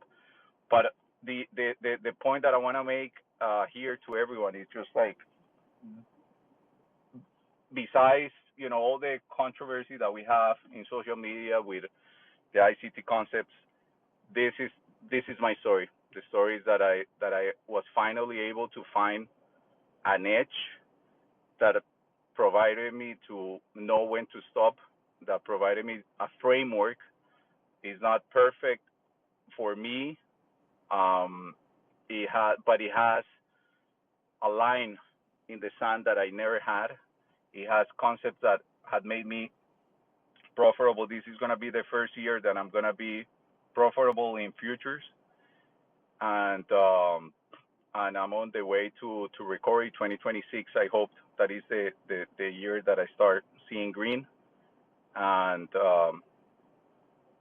I'm sorry if I get a little bit, sentimental, but it, you know, this is the first time that I'm saying it publicly, and thank you, Michael. Listen, I want you to know something. I have to be careful because of privacy with a lot of students. And I've had the privilege, the honor, the the sheer pleasure to teach many individuals around the world. And a lot of folks came to me with very similar situations. I've had people that came from mergers and acquisitions. I've had people come from failed businesses and enterprises where they've lost millions of dollars and they were just completely on the rocks. Marriages are gone, or on the verge of.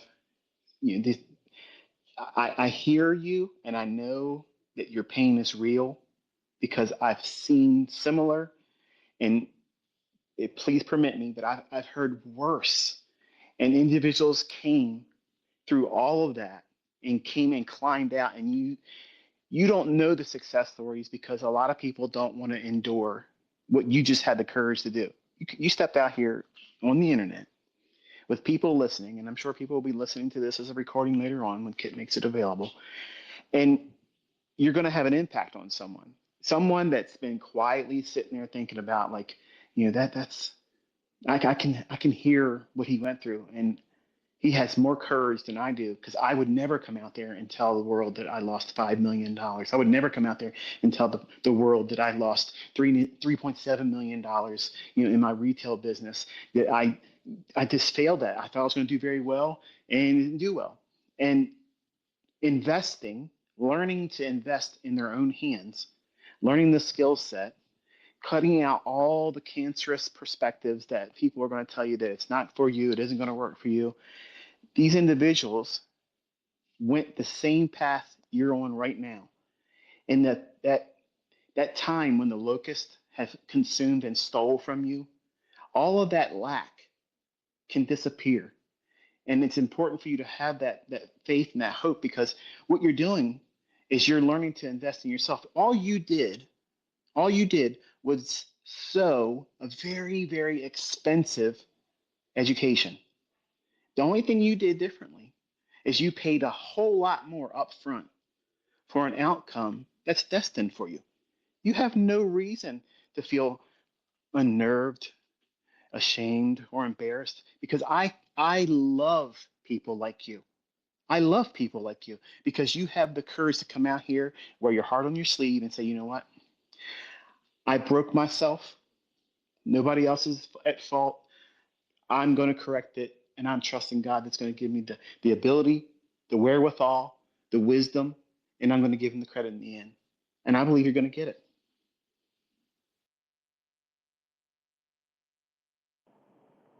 Thank you, Michael. Thank you for your kind words. I don't know if people are really truly going to understand the transfer of energy and emotion and thought and the conveyance of what's happening here.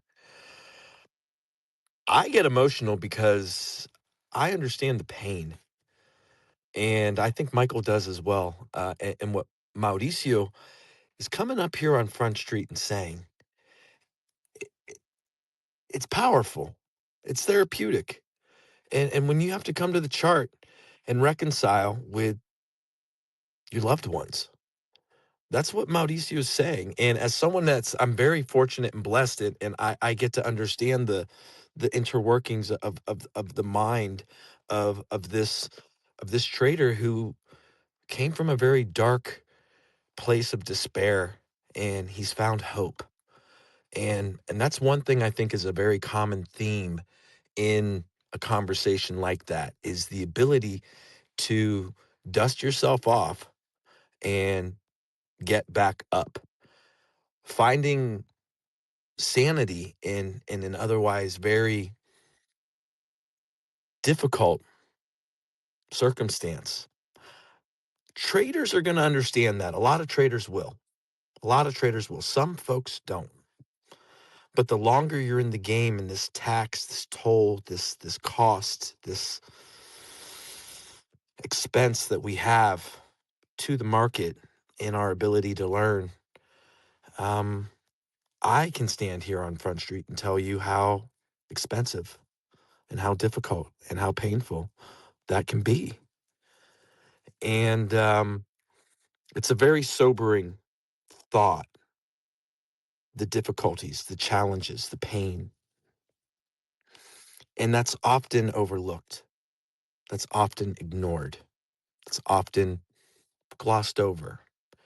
But something that we do here very specifically at Trader Roundup, as Michael so graciously said, is we love and we embrace that pain, because there is therapy, there is light on the other side.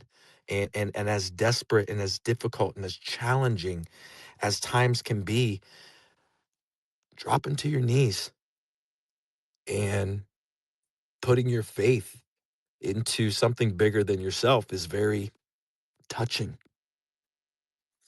And as traders, digging down and finding that, I want to call it intuition, because there's a voice inside that we have to calmly come to terms with. That's not easy to come to terms with. It's very difficult. I know this. Seeing price does not make you a good trader. Knowing how to read price does not make you a good trader. It's a step. Mauricio taking, and again, as I see, as Michael has said, putting this work, this knowledge in your hands. There's a level of art being like, I think of clay, and what can you do in shaping these concepts and working these concepts in your own hands. The power of the knowledge in your hands is what's inspirational. And as someone that's been able to watch Mauricio literally say, in private, the same way he's saying here in public, of how he has found a sense of clarity in the market through following these concepts and by believing in what he sees. That belief can't be taught. It has to be experienced. That belief is, you can never give that to someone else. You can talk about it. You can explain why, but only you are going to be able to find the resolve to click the button at the correct time and then manage your risk accordingly and survive so that you can thrive. And Mauricio is telling you he has survived. He has fallen to his knees. He has gone through insurmountable challenges, and he's here to talk about it. How many people? It's been great. I'm sorry. But I'm sorry. I No, was I was about to gonna say, say like, that. how many of you listening would have the conviction to want to even try if you suffered as much loss that this gentleman's making known? It's just it's admirable. It's courage. It's obviously a work of faith, and I'm convinced that there's a large degree of people all around the world that probably wouldn't even muster up the consideration to even try, and for you to even make that attempt, I commend you for that. Thank you. And I made a promise to God that just the same as you did. I made a promise to God that if I'm able to recoup the loss, I will donate a lot of my gains moving forward with that money. I'm gonna help big time a lot of foundations that I know in my country, Colombia, that need help. And I told him, I said, listen, if it gets to a point, which I promise that it won't, but if it gets to a point that I get cocky, if I ever get cocky, just take it all, take it all, take it all. But I'm here to serve you, and if you show me that I can do it, trust me that I'm gonna be here a server for for forever. And it's happening, Michael, and I see it on, and I I only can tell you that I get like super emotional, and I tell everyone that this works, this works, um, and I hate, really I hate when people like start like fighting with the concept and whatever. But at the end, what I said to Kid is, you know what, I just keep moving forward. I made a promise, I have a goal, and let's just let's try to get everyone in sync, and let's see how we can help each other, because this is war, and we're alone. Whether you're trading from your basement, from your office, from whether you're like a ex market maker or you were on the floor. I see here, for example, Pax trade. He's trade guy that I follow him, and he talks very well, and at the end he just trying to share the story, be honest, and see how you can help other people. And at this point, this has been like real therapy for me to share my story and say that I fucked up, that I made a mistake, but I found an edge, and I'm just climbing out of, and and it just because of your teachings. That's all I can say. I look all. I just thank you for that. Hey, Maurizio, this is Pax. Can you hear me? We can hear you, brother. Yes. Jump in. All right, listen. I just clicked into this and just been listening to you for the last 10 minutes. My heart breaks for you. I don't know if you have a family or not. Um, I've been where you are. I've been, I just got off the phone with my oldest son who's 26 years old. we were kind of talking a little bit about this. I had a net worth of north of $20 million. And I created all of that money by trading. My life changed. I got divorced. The pits changed. Business changed. And within 12 years after the Great Recession of 07, 08, and then after MF Global failed in 2011, I blew myself up and I lost everything that I had. I sold my house, which was, I paid cash for and lived in the most expensive area in Chicago. And I restarted my life and I restarted my trading. I was formerly one of the biggest traders in the NASDAQ pit in the world, actually one of the biggest independent NASDAQ traders outside of, anywhere. And I went back and I was trading 1 lots and 2 lots and 3 lots and 4 lots and 8 lots, and just learning how to be profitable again, and I don't know much, if anything, about the way that you guys trade, but I do know exactly what you need to do in order to be able to make it back from the depths of the abyss that you are in. You're not alone. This community of people right here are showing you this. This space that Kit and Michael, I don't know him. I've never spoken to him. I've never interacted with him. But the space that he and all of these guys and women are holding for you, my brother, is telling you that there is a God and you're not it. And there is a community that you're not an island and you're not by yourself. Whether you're in Colombia or you're in Chicago or you're in St. Louis or you're in Southern California, my brother, there are many of us who have been through where you were and have come back stronger. The main difference of my life now is I've had more money, but I've never been wealthier. I've achieved all my financial goals that I set out in 2013 when I started trading again, about 2 years ago. But the difference is my marriage has never been stronger. I'm 57 years old. I've had tremendously profitable. Now, I had a very profitable week. I've had better weeks. But it's 6 o'clock on Friday night, and I'm not out drinking martinis, eating steaks. I'm at my club working out. I will go out and have a gigantic steak, but I'm working out first. I've got 5 kids, and I spend time with each of those kids. I've spoken for at least an hour to each one of my kids today. I make time to make sure that I share my experience, strength, and hope with other traders that need to know that that you're not going through this alone. Okay. Trade the way that you trade. Here's another thing I wanted to say too. You don't need to make grandiose promises to God. When I was at the depths of my abyss, when I was at the depths of my despair, I didn't ask. I never prayed for me to recoup my losses. I never prayed to recoup my net worth. All I did was humbly and simply ask God to give me gratitude. And when I found myself having gratitude, then I humbly and simply asked the Holy Spirit to illuminate my path forward so that I knew what to do and I would be able to provide for my family again. That was it.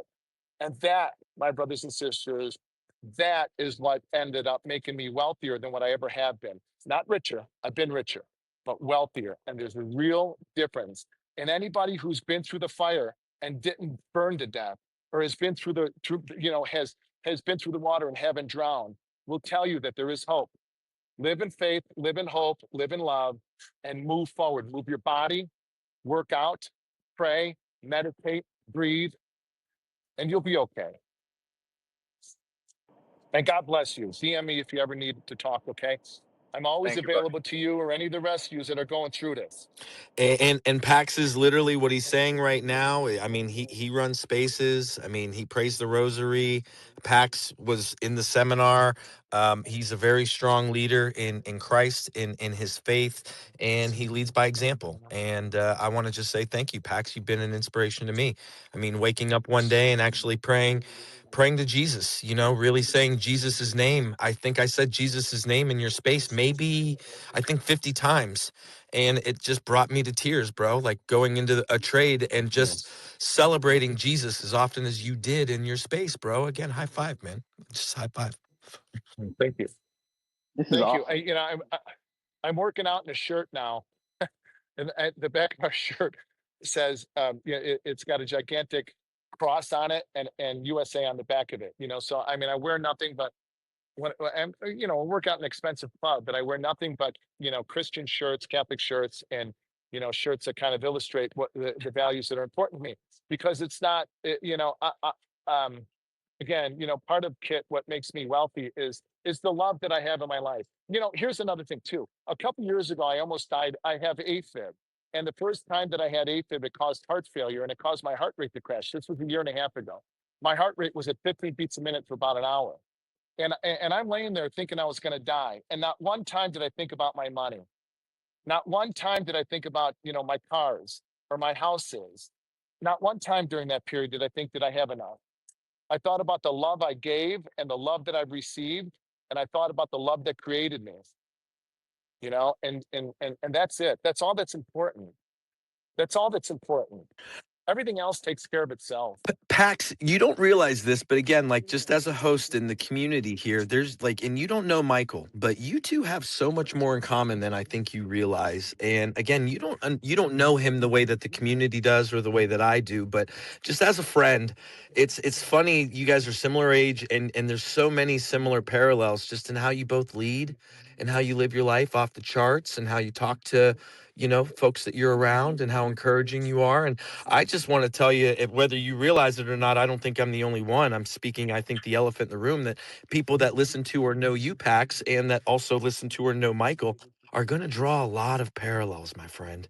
You guys have very similar stories, whether you realize it or not. And it's kind of cool being, again, an observer of your story and, where you and how you've been through. I mean, I found you through social media and your trade style and how you trade and your reputation preceded itself, Pax, within the community. And I say that, with love. And I think Michael also has a very similar kind of thing where his reputation will precede him. So people will have their opinions before they might get to know the person. And as someone who's got to know the person, or at least listen to them in detail, there's just a lot more common denominator than you guys might realize. So I just like bringing that point to the table. And thank you for saying that, Kit. Thank you. I appreciate that. I agree.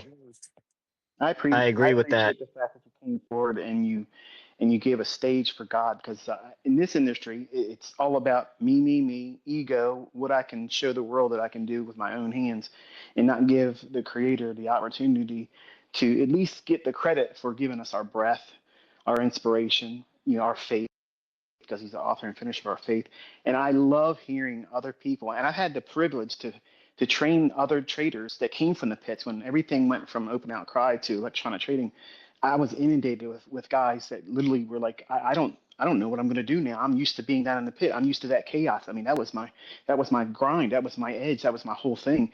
And if you took the initiative to come out and say what you did here, I would love to hear you give a few minutes of what you had to overcome coming from the pits perspective to on screen trading. Well, it's I don't know. I had to overcome myself. On the floor, I was the market. I was the market maker. Yeah, I traded in the Nasdaq. I helped create the Nasdaq. Yeah, I mean, period. And I traded anywhere between 10% to 15% of the daily volume for my own money and my own accounts. Nobody else's. I never managed money for anybody. And so, when, like right now, the algorithms are what move the market. The HFTs, the algos, they push the market wherever the hell they want to for millions of different reasons. In those days, if I put my hands up half bid, small traders were 2 bid, 3 bid, 5 bid. And then, paper would come in 60 bid, I'd go 70 bid, and the market moved that way, and I'd buy them and sell them, and that kind of stuff. That was incredibly difficult to replicate on the screen. I'm not a market maker on the screens. I'm a market taker. When I was blown up after MF Global failed, I left the hog pit and I was trading S&P and I was trading NASDAQ.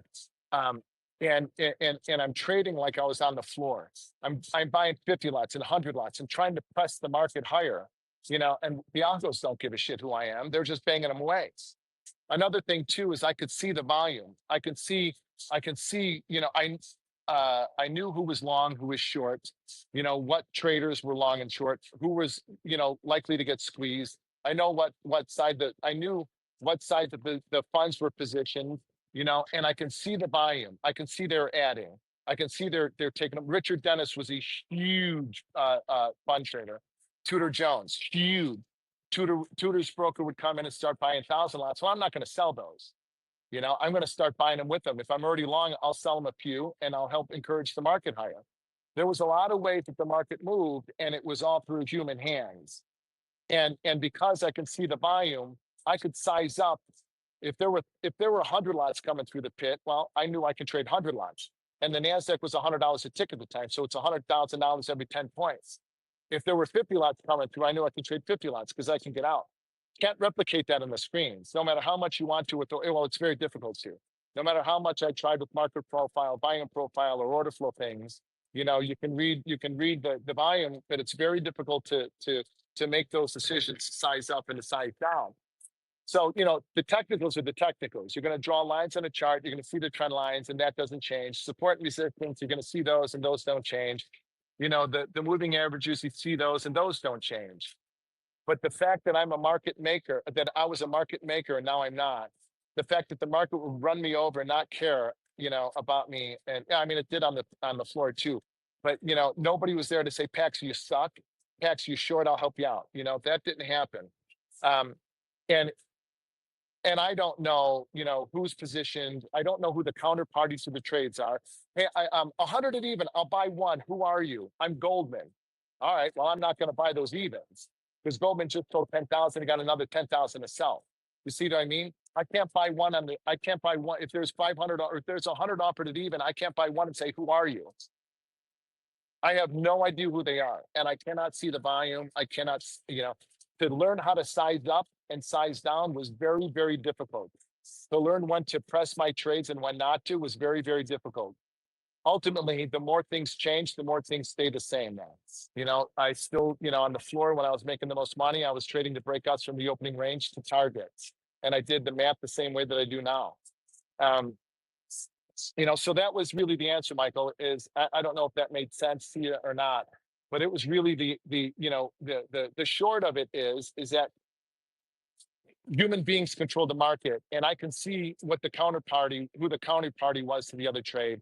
And I know which side they're positioned, and it was easier to trade that way than it is now. Now it's just numbers on a screen, and what are you going to do? Hard. But No, I life appreciate is easier. it. I know what you're saying. I follow you. I'm quite certain that there's a number of the listeners that are not as experienced or whatnot, or even knew how the pits actually work. Probably went whatever their Yeah. head. But I love listening to guys like you. 'Cause you were like a hero to me because you were down there, like you were down there in the war of it all. Like you could see it. You could see the emotions. You could see the roar. You can see when it was dry. There was a guy. That's kind of a stupid story. There was a guy who put. There was another trader who was a big guy who stood on the other side of the pit from me. He put a guy in a seat. He put a guy in a membership just to stand next to my and on a headset to stand next to my clerk to report back what my positions were to him. So if I was short 50 or short 60 and the market was rallying, he would try to bid the market up and try to get me to puke my positions out, right? So my clerk figured it out. He's like, Matt, Nico is trying to, his clerk is telling you he's telling Nico what your positions are. I'm going to kill him. Don't kill him. If I'm short 50, tell me I'm long 50. So I'm short 50, and my clerk, my clerk would say, hey, Pax, you're long 50. So this guy would start pressing the market, trying to squeeze me out, and he's doing the work for me. Meanwhile, I'm giving brokers orders, pay 40 on 10, pay 30 on 10, 20 on 10, and pay even on 30. So now he's offering the market down, trying to get me to puke my longs. And he's selling me 10 lots all the way down. And now I turn around and go, all right, that's it. I'll sell 20 at 10. And a broker turns around and goes, even on 30, sold. Thank you, Nico, you dumb motherfucker. Excuse my language. That went on for about a year. Can I just add, this is pretty cool. It's actually fun because Michael's not as familiar with the way Pax trades, and Pax is utilizing a DOM, but from a candle or from a chart perspective, he's trading an open range breakout. So, and the way he's laddering an open range breakout is where and how he's cutting his losers short, and he's letting his winners win. right? So I'm just trying to add context packs in telling the story a Oh little bit. yeah, yeah, all good. I'm not trying to like steamroll your trade approach here, but it's interesting because again, Michael has a lot of concepts that are around in open range as well. So as someone who utilizes a 30-second open range that you utilize as an algorithmic pivot, and then also utilizing some of the components that Michael teaches his community, again, there's a lot more similarities in what you guys are doing, even though you're doing it in completely different ways. Again, I realize that you're coming off of a DOM. You're not looking at the TA. You're not really looking at even candles or candle science in any regard, where Michael, on the other hand, is looking specifically at the candle and that creation and formation. But again, as Well, someone, Kit, let as me explain this real yes, quick. please So, do, please do, please do. like Michael, I listened to a podcast that Michael did with I don't remember his name. I did a couple with him too. And I remember, Michael, you started trading in the '90s on an AOL dial-up. I remember that. So, you know, on the floor in the pit, I had direct access to price. In order for me to look at a chart, I had to walk out of the pit and I had to stand in line at a computer. We call them CQG machines. I had to go stand in line at a CQG machine, print off a couple of different time frames, and then go back into the pit. And I would have to keep those charts by hand. Off the floor traders did not have direct access to price, but they had direct access to technology and to technical analysis. So now, on the floor, because I had direct access to price and I helped move it, create it, I didn't have to try to predict where price would be in 5 minutes or 10 minutes. I could just trade it. So if I was wrong, I got out. If Goldman again was 100 at even, I turned around and bought them. If Goldman came back in and said 100 at even, I sold them at 90. I got out as quickly as I could. I didn't turn around and buy more. On Off the floor, you had direct access to technology, and you had to try to figure out where the market was going to be in 15 minutes, 30 minutes, an hour, and how it was going to trade, because it might even take you, if you're a small trader, it might take you 20 minutes to get the order into the pit and get it filled. So there was a lot of different mechanics off the floor and on the floor that gave us different ways of looking at the market that continue now. Now, ultimately, as you're saying, I think to your point, Kit, is the market's only doing one of three things at all times. No matter what time frame you're looking at the daily like I do, or you guys are looking at different, shorter time periods. We're going higher, lower, or nowhere. And the tools to be able to help determine that are the same basically in 2025 as they were in 2005 as they were in 1995.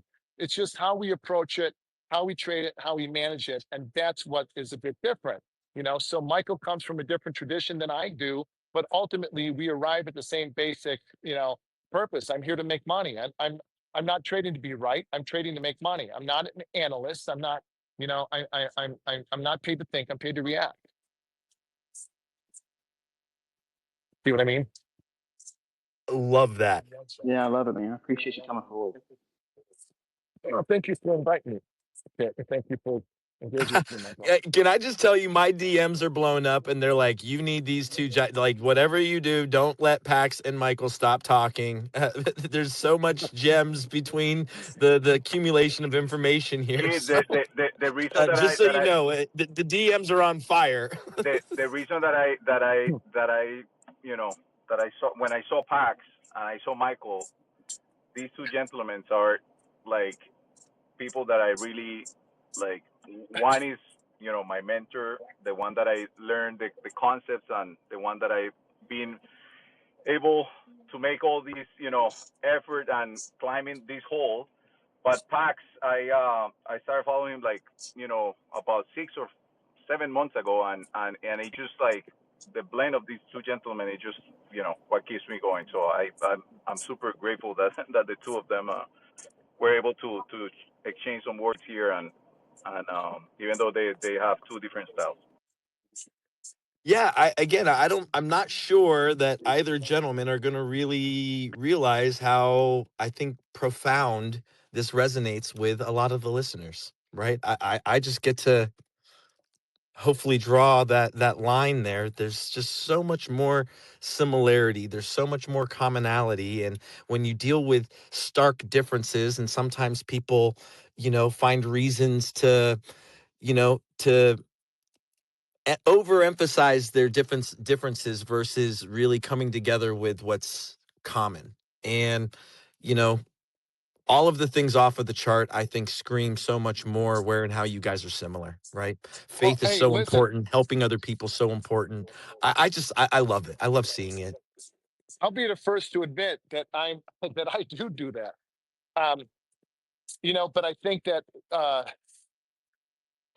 let me see if I can put this into words correctly. We as traders need to be. Oh, there's a big difference between ego and self confidence, but we need to be self confident, self aware, self possessed. But we also need beyond that most people will ever reach. But beyond that, we also need to have a trading strategy that we believe in, that we have confidence in, and that can border on arrogance. And I know that I can appear that way. Pippi will tell you that. I know that I know that I can appear that way, but that's because I know, that I know what I'm doing. I know it works for me. I know how to maximize it. I know how to help other traders learn how to do that. And again, Pippi will tell you that, and I know Michael knows how to do that too, because otherwise, there wouldn't be so many people out there experiencing experiencing the I don't even know how to put this. Experiencing the this is the greatest business that God has ever invented, and experiencing that joy, experience, in spite of our struggles and in spite of our pain, Maurizio, in spite of the difficulties that you're in, this is the greatest business ever. And when you get on the other side of this, you're going to see this whole experience that you're going through as the greatest gift that you've ever been given. It might not seem like it now. You've got 5 million reasons to think otherwise. But once you're on the other side of it, you're going to be so much better, so much wealthier, so much happier, so much more loving and kind and thoughtful, so much more giving to other people, giving of your time like Michael does, like I do, giving of your spirit, because you've been there, you've done that, and I don't know. I know that I have two younger brothers, and I look 10 years younger than both of them, and I'm older than both of them.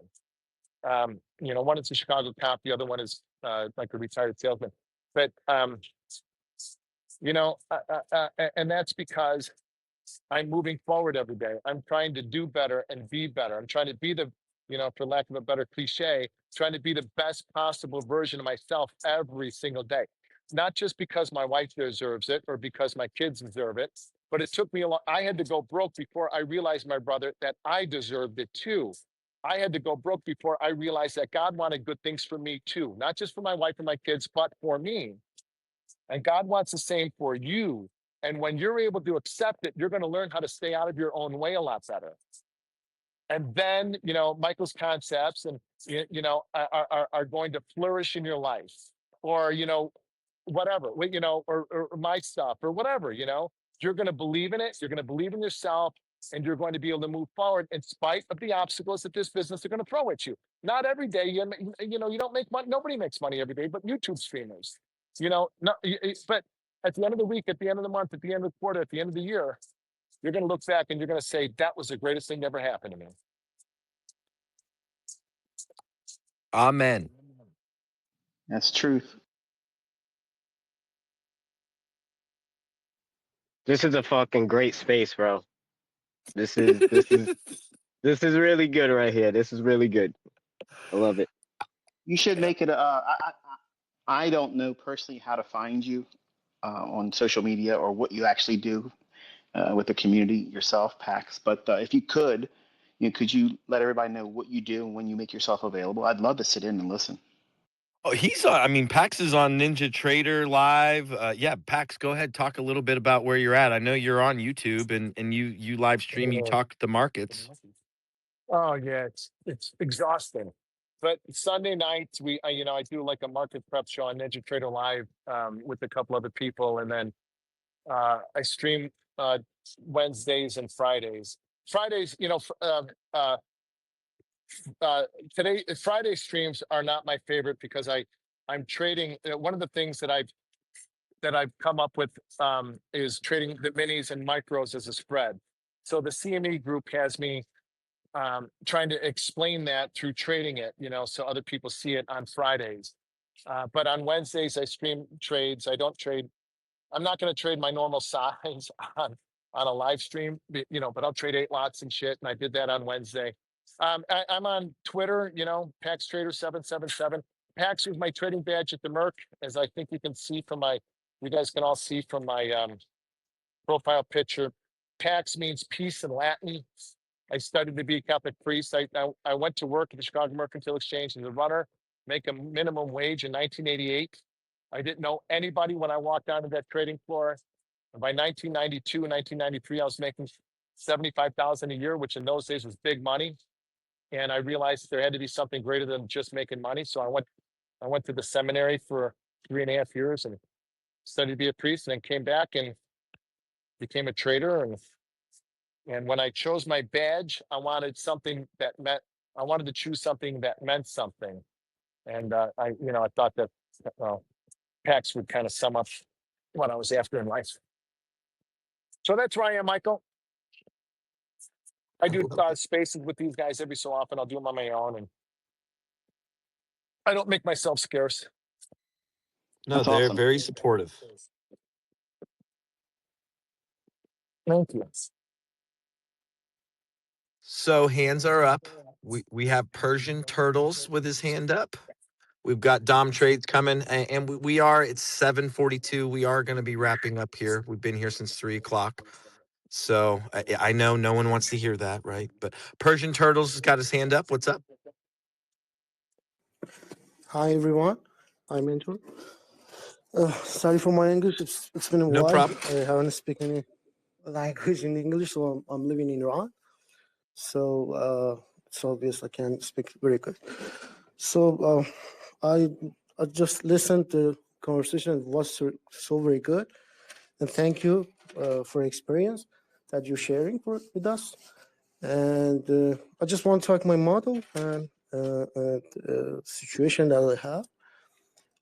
My model is time-based model, and I'm not inventing something, just ICT, nothing more. It's time power of three for me, and I trade in time that between and every hour between 770, 37, 27, 47, and 57, 47, and 57. It's in macros. So I like to, first of all, my model, the most important thing in my model is drawn liquidity. I should find, first of all, where is the drawn liquidity? So after I found the drawn liquidity, I tried to find a good PDRA and trade in this time, because in my model, it's manipulation of every candle is in 7 minutes. Like today in Nasdaq, I trade in first present FVG when it's reversed and 10.7 to sell side liquidity. I think, yeah. And in PM session, I trade in 315 to 2R. I just go to 2 or 2 Okay, R. okay. And it So was real quick, did you have a question, brother? We're following. I'm following. no. My question about the situation when we have confidence, but I have confidence, but when I open a trade, I just feel I just want to see the candles going straight to the TP. So is there any mental issue or something I should something to figure out how to solve this problem? So I'm good. Sometimes because of this, I traded. My trade is going to against me. Sometimes I close it early. This is my question, and this is my model. Thank you for everything.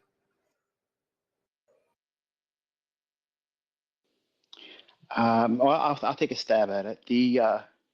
It sounds as Thank if you. your uncertainty may stem from a lack of experience reading the tape, watching the market with your model, and in focus. Two, if it's not that, it may be a combination of over leveraging. I've seen a plethora of individuals come to me with that same question on a day by day basis. And it's usually linked to them wanting to trade larger size than they're better equipped to do at the time with their present skill set, let's say it that way. And if they haven't been utilizing the model that they're, if you come before someone, okay, if you had a winning trade and you came out and said, okay, this is the last trade I took and it was a winner, and you'll be confident in explaining what your model was. And I've listened to this space and I've had people email me and I've watched other students and other traders doing other things. And they're very confident about what they did when it was a profitable trade or what it worked in their favor. And you're going to have to grow to trusting that it's not going to always do that for you. You're going to have a willingness to accept the fact that you as the operator, you as the, well, executor, it isn't going to always pan out for you. And with the increased volatility and all the things that's going on around the world, all it takes is a knee-jerk reaction to something going on geopolitically, and then boom, we have 100 handles instantly. And it's not unheard of to see several hundred handles in 1 minute for NQ. You know, that's volatility that can tear your face off. And you have to have a great deal of respect for that, but it shouldn't also paralyze you. And by having an expectation, what is rooted in a baseline experience, meaning what are you trying to trade? What's the catalyst? What are you trying to enter on?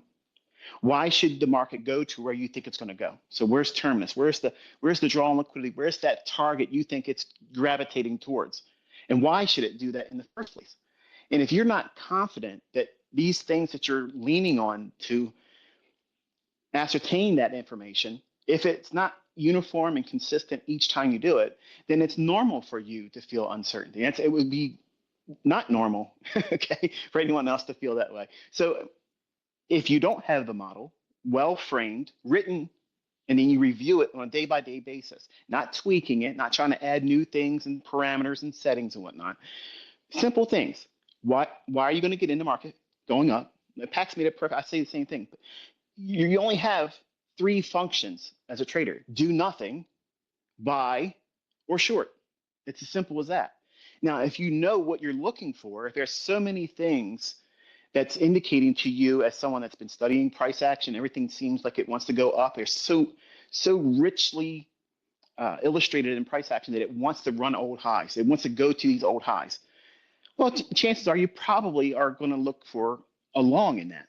So then you have to know what it is you're going to use as a catalyst to get into the trade. So what's your function for entry? And as I teach us, there's several PD arrays depending upon where you're at in that price leg. Once it starts, then you're going to have to, resign yourself to what is at the market right now. And you're going to just forego the opportunities that were afforded to people that were more astute at the time, the deeper discount entries on a long position. But that doesn't mean just throw it away because you couldn't get that low entry. But expecting the price to run away, this is what I get. If not more than anything, then tell me what the bias is, Michael. Tell me how to know when it's going to go up or down.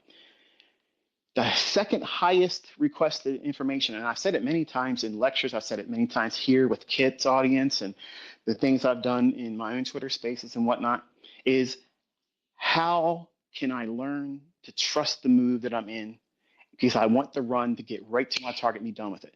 And I'm telling you, there's no shortcuts to this. It has to be endured. It has to be done over time, over weeks, months, and years. And traders, I can tell you still to this day, there's some trades when I'm getting in there, I know I've put on more size than I probably should have. Once I get in the trade, then it becomes real clear. I probably put a little bit too much size on this one. And I want it to run. I feel that same impulse that any one of you, that if you're brand new to trading, you want it to just quickly get to your target because that uncertainty. So what I do is I practice what I preach. If I feel like I'm emotionally attached to that trade, I got to scale out of it. And the first thing I do is cut half of it off. Now, some of you might think, well, that's too much of a haircut. I'm not going to take that much off the trade. Because what happens if it runs and I could have got that big run? See, I've been doing it long enough to know that I don't need that next big win. I don't need the next trade to be a big windfall victory. I don't need that. I just wanted to follow the model. And I need to make sure that I'm executing under the premises that I've outlined for that model and stay stringent to it, adhering to just that only. So over time, watching your price action with that model, that means no executions in the beginning. This is how you condition yourself. You have to trust what you're doing is a viable model. Just looking at it in static price action in the past, that's noteworthy and that's good for back testing purpose, but that's what a neophyte starts with, and they don't stay there very long. They have to graduate to then watching price action live. That's tape reading. But you can't press the button yet. You can't do that because what you're going to do is you're going to train yourself to be impulsive to reactionary. So what'll happen is, and this is how it happened for me, and a lot of my students will confess if they're being honest, they'll tell you the same thing. And anybody else using some other method would probably tell you too if they're being honest. You know what your model is, you know what you're trying to trade on, but then you can't stand the impatience of not waiting for the actual setup. You sit there and you anticipate the setup. You anticipate the entry, and you get in before you should. What do you think that's going to do for your subconscious? You're inflating the necessity for that outcome to be favorable for you, much more than it would be if you simply would have used the model entry. What was the mechanism that gets you in? Buying a fair value gap, buying a breaker, some kind of support idea. Whatever that function is that you use to get into the trade, now the importance of being right or wrong is such an inflation that your mind now is consumed with it.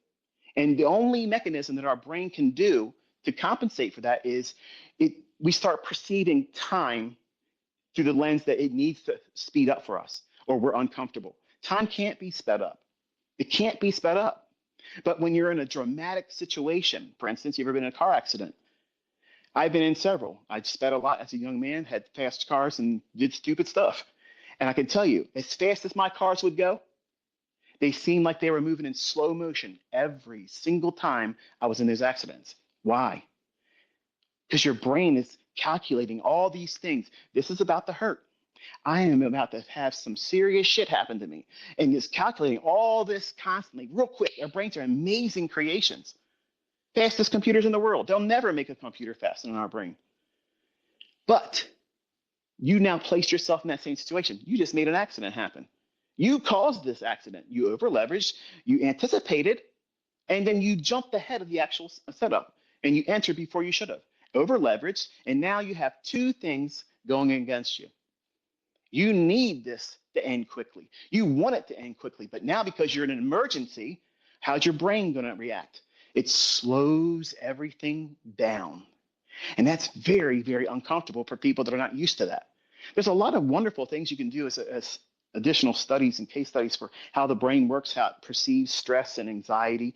All these things are actually beneficial for someone like we as traders because we use our brain. We use our brain to determine whether there's a viable risk to be assumed. Is it worth to take that risk? But we as traders, when we first start, the impulsive nature in what we do through our flesh is we want to have that instant gratification. We want to go out and show the world that look what I did. Look what I just made. And you won't tell them this is how much it hurt. This is how scared I was. My balls were drawn up to my ass. Okay, I was scared shitless that this thing was going to turn on me in a minute and I couldn't get out of it fast enough. You won't tell them that because you need to convince yourself that what you did was the right thing because you know deep down inside it wasn't the right thing. You jumped the gun. You were impulsive, and you over-leveraged. So right away, you're doing every cardinal rule that a trader should not do. You just did it. And now you're arguing with, I better get out of the trade, or what do I do? Do I stay in the trade? If it wins, wow, it's going to be a big payoff. But if I lose, I already know I did the wrong thing. This is going to suck. So you're caught in this loop while your brain is completely compressing time. It's still the same time everybody around you, but for you, it's dragging. Every 1 minute candle feels like 60 minutes, and they're just stretching out real slow, real painful. So to alleviate any need for going through that, you have to do things properly. That means back test until you understand the model. Once you understand the model, then you have to place yourself in front of price action. But you can't place yourself in front of price action while risking money when you don't know what the hell you're doing. The only thing you're doing when you do that is you're feeding bad habits of concern about the outcome being favorable versus is price continuously giving me feedback Is every single one of these candles printing supporting price? Every down close candle supporting price action to the upside? Yes. Okay, that's all I'm focused on. I don't give a shit whether my stock gets hit, or if I get my first partial exit, or if it goes to target. I'm watching every single candlestick as it's printing. I'm getting immediate feedback. I want to know, is everything that I'm expecting to see in price action, is this price swing still holding true to what my initial expectations were on it? And if you are focused on that, you're not over leveraged, you waited for your signal, you waited for that setup to be there. And when it was there, your order was executed, because true professionalism is going to be in the form of a limit order, because you know what you're looking for. You're getting your price. Marketing in, sure, you can do it. But I want you to go in with your limit orders, because that way you're getting the price that you want. You're letting the price in the market come to you. That means you're exercising more discipline, patience. You're not chasing price action. We're not buying it when it's going up. We want it to come down into that fair value gap. When it hits it, then we have immediate feedback. Does it stay in the upper half of it? That's what we want to see. If it stays in the upper half of it, what does that do? It gives you confidence. You can't worry about your stop loss getting hit, or the elation of you getting to your target, if you're focused on every single candlestick and what that criteria is matching for the model. If you haven't spent the time watching price action, building up to that level of experience, seeing it without monetary risk, without the reward, without the punishment of being wrong, that's the missing piece that everybody skips over. They all just want to get out there and start making money. I want to be the next guy that makes $1 million. I want to be able to go and say, this is what I just got to pay out. I just hashed out this much millions. And it only took me this much time. I'm not trying to reduce what these people are doing, because it's commendable. It's wonderful. I know what it feels like to make that first $1 million. But wait till they have what it feels like when you lose $1 million. You want to puke your guts up. You don't want to get out of bed. You don't want to face your wife and kids. You don't want to do that because you caused it. So to avoid those types of things prematurely, you have to do the right things. That means there's a step in a place for everything. And wanting to see the candles run to your target, everybody wants that, man. Everybody wants that. But not over leveraging, not rushing the setup, not predicting or anticipating the setup before it's there, just because you can't stand the impatience of waiting for it to come up. That's indicating, here's what it's showing you. You haven't done enough work watching real price action and trusting that the model that you're looking for delivers. You just know that there's something to it. So the lottery's $950 million. Everybody's probably buying a ticket. And if I don't buy one, shit, I can't win it. So let me just get there and just blow $50 on it. It's impulsive. And you can't be impulsive about your trading, because if you remove all the things I've talked about here, it won't fix everything, because you're still going to bring baggage to it, your own, quirky things, their personality problems. We all have them, character flaws. But it'll do the most in terms of staving off these things and help it a little bit more streamlined, get to your outcome that you want.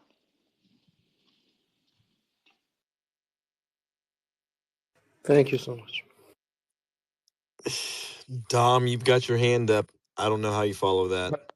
No, that's great. That's what we're here for. Appreciate you spending time here with us this evening. Pax too, it's good to see you here. I got a quick question, easy one, comparatively speaking. I think hopefully, when it comes to the raw data and statistics trading, like spreadsheet traders, quote unquote, like or quants, right? You've often referenced the importance of data too, like whether it's data in our own trading or the 70% probability of a higher low for the week being in by Tuesday's London session, or the RTH gap filling half the way, 70% of the time. Like, what are your thoughts on purely statistical trading and how it can be most effectively paired with your concepts? I don't know exactly what you mean by statistical data and how that would fit with what I do. But I think that if any student that spends time with what I'm sharing, you can seriously spend an amazing amount of time collecting data that support or negate what it is I teach. If you're a number cruncher, you can see how many times does the opening range in the first 30 minutes from 9:30 Eastern opening bell to 10 o'clock in the morning. How many times does that gap trade to half of it? And I've been doing it for a long time, and 70% of the time, you're going to get half that gap fill. In and of itself, that's an advantage right there. So for these high frequency trading guys that want to just get in there and look for something right away and they don't have a whole lot of time to spend in front of the charts, the 10 o'clock people, Stephen King wrote a book or a novella or something to that effect, and he called it 10 o'clock people. And it was based around people that went outside and they smoked around 10 o'clock. They would take their smoke break. And that was kind of like the funny thing I thought about the 9:30 to 10 o'clock is that's the 10 o'clock people's trade. They're looking for that half gap fill. They don't have the patience to stay for that full gap closure. And they know that sometimes the full gap doesn't always happen. They're not astute enough to know when it's going to occur. So by taking that data and keeping track of it, and this is something I've advised all you guys to do, is when there's an opening range, how large is the opening range? Where did we settle previous day to where we opened at regular trading hours? We see in deference to those two price points and how often it goes to half gap fill, 3/4 gap fill, 1/4 gap fill, full gap closure. And then what happens when it fills the gap? Does it go further? And then if it does go higher above the gap, once it fills, it wants to go 1.5 times the gap, then 2 times the gap. So it'll give you all these things that you can number crunch and collect data. And what that does is it gives you a baseline for experience and know, okay, I'm trading in the first hour trading. So that first hour's window of opportunity between 9:30 and 10:30 Eastern time, there's a plethora of setups. There's a huge number of setups. Every single high frequency trading algorithm is doing a lot of work in that first 60 minutes. Most of it's being shoved in that first 30 minutes. So when you're going to get that first imbalance, that first presented fair value gap, that's why it's so important, because that first imbalance, that first fair value gap, that forms between 9:30, well, technically 9:31 to 10 o'clock in the morning, you carry that gap, push it through the entire day. You'll see it being used several times. Why is that happening? Because the same algorithms are going to notice that was in existence in the first 30 minutes. They're going to play off that again. It's useful information. So how many times and how many setups do you get? How many setups to the long side when your bias was initially bullish for the day? How many times did that first presented fair value gap offer setups? What time did it form? Is it happening inside that macro time, the last 10 minutes, top of the hour, to 10 minutes after the top of the hour? That 20-minute window, that little sweet spot. These algorithms are referring to that time and then price. So knowing these things and keeping data on it, that's I encourage that. But anything outside the things I talk about, I'm not interested in anybody else's data. I could care less what anybody else's data. I have a lot of affinity for Larry Williams. He had all kinds of statistics. He had all kinds of data. Man, this guy had spiral notebooks of stuff that just was like, man, what the hell are you talking to me about? When the day goes down here, it closes below the day over here in 3 days. I don't need all that. Just tell me, am I bullish for the day? Am I bearish for the day? Or is it too high of a risk for me to worry about it? And I'll just trade tomorrow. And then become a day trader. I could evaluate the morning session. Is it likely to be a shit show? Because if it is, I'll just sleep in that morning or go have breakfast with my wife. And then I'll come back and trade the lunch, or I'll trade the afternoon session. And there it is. So I don't know what you mean by the data, but I am a data guy. Like I'm a numbers guy, but the numbers have to make sense of why else we look at it. Dom, do you want to expound upon your data collection? Well, Give me 3 things that you I'm concern talking. yourself with. Give me 3 things that you think are salient, that are impactful to you, that are beneficial to you, and what do you do with the information when you get it? Okay, well, so let's see. Right now, we're talking about the middle of London session, let's say, or the London OU, as it's referred to, or the Asian OU. So the center of a session, or more so here, I got a better one. This will be the first one. So in a time-based range, this style of trading that I'm talking about, we have a confirmation when you break out of one side or the other of that side of the range. Like, for instance, 3 to 4 a.m. would be the ODR in one system. And if we break out the top side of it, there's roughly 80% chance that we won't break the bottom side of that time-based range within that session, to simplify.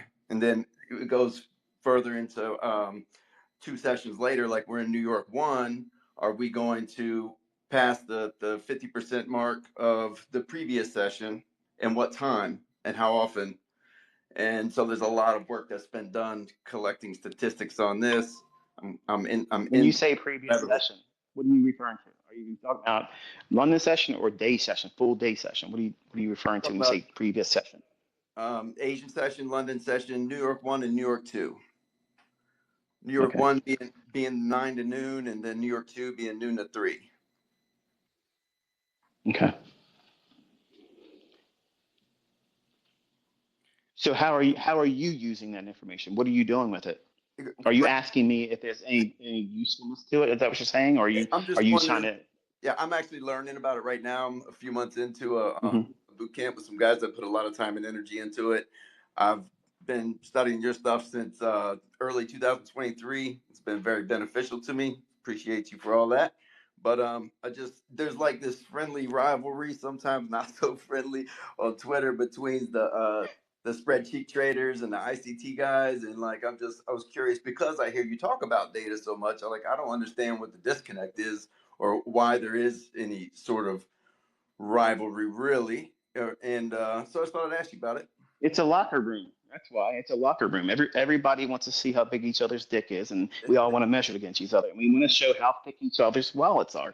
That's what this whole business is about. It's always been that way. We're like cavemen. That's how we interact with people, especially with traders. You got more than me. Let me prove to you I don't, or let me prove that you do or don't. It's always been that way. It's always been that way.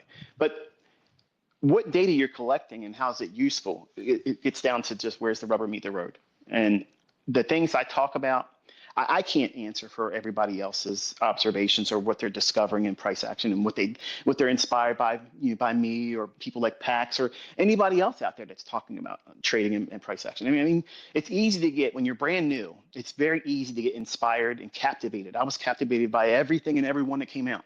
And like you know, I mentioned it many times. When I came up when electronic trading began. I came up when the internet became a thing. And we had to do dial up and we had to wait for all this crap, the handshaking, the noisy sound and stuff. And sometimes you'd fall off as soon as you get on there. These, these ideas that people are trying to chase right now, I think it's a matter of trying to coin something, trying to be the originator of something. And that's like the big thing right now. And is it useful?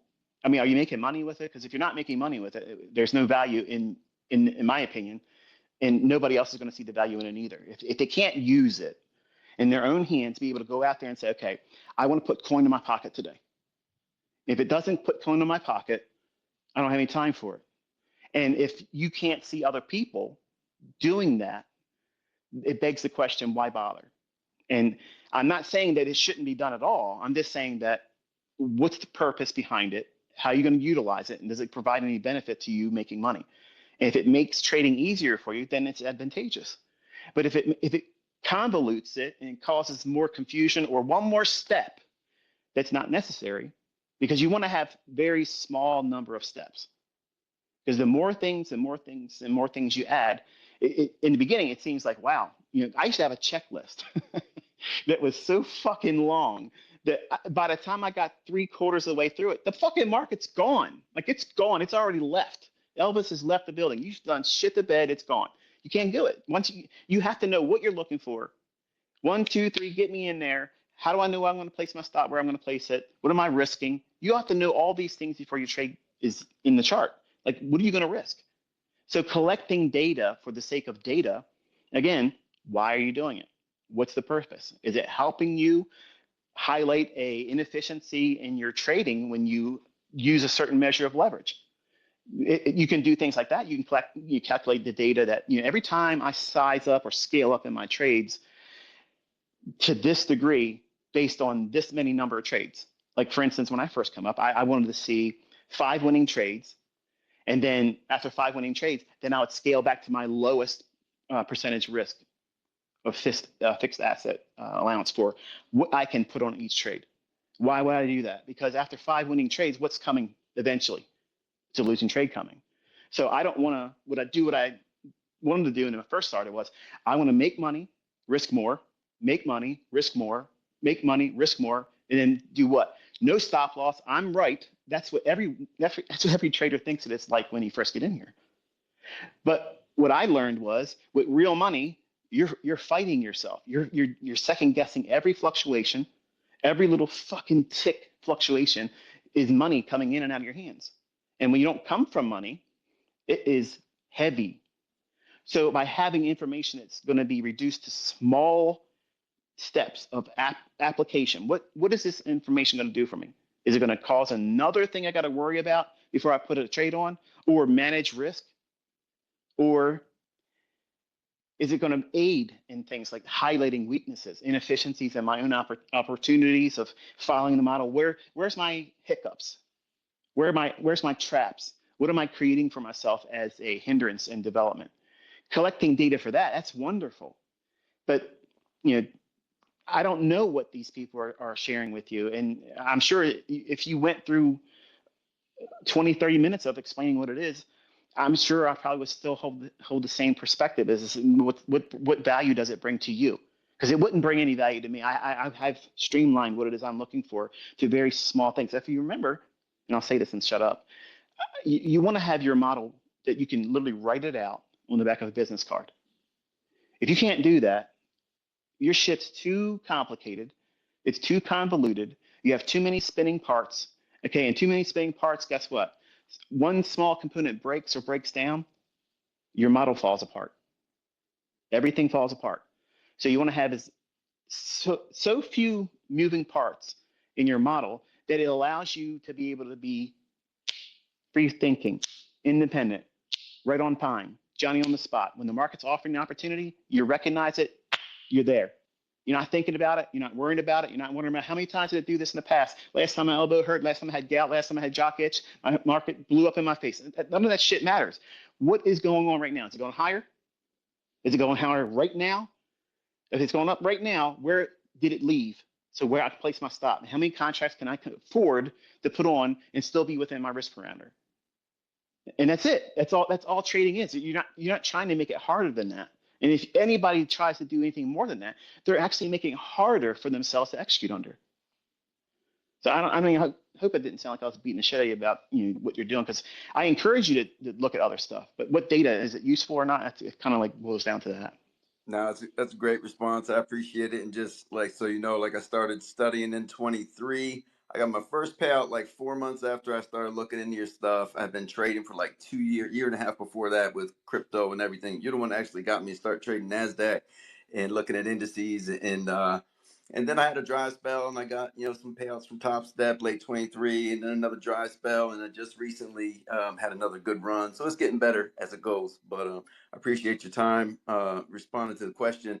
There is a gentleman here, just 2 people over from you on my phone, who's one of the guys that runs the boot camp that I've been learning all this stuff I'm talking about, and it is helping my trading in some ways.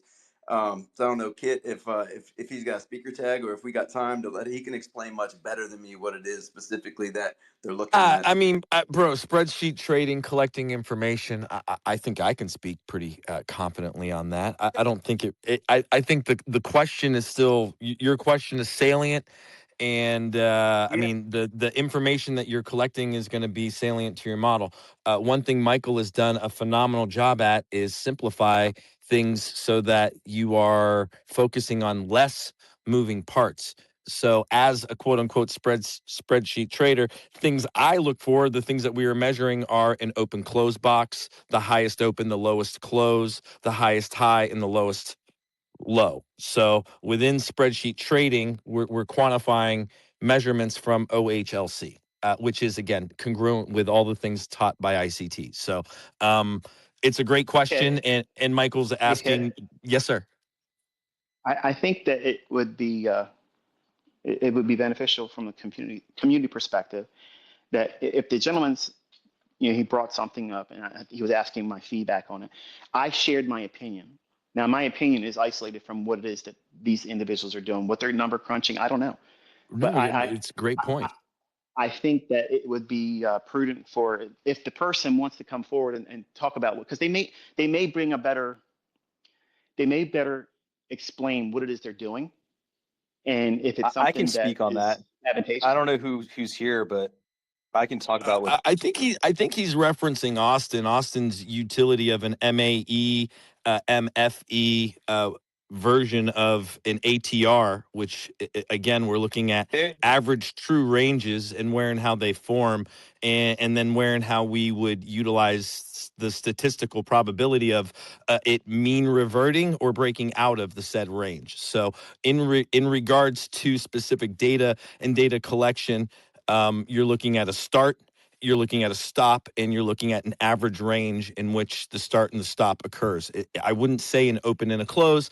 I do want to bring Austin up. He I does was gonna not say, utilize. bring up Austin. Bring up Austin. The thing is, I have to. There's folks. I have to. Yeah, Again, but there's limited space. Hold on. I'm trying to bring him up. We'll get Austin. he's up. He's in. Yep, He's there in. you go. Austin, jump on in. Well, no, there he goes. He was here. Can you hear me? I can hear him. I can.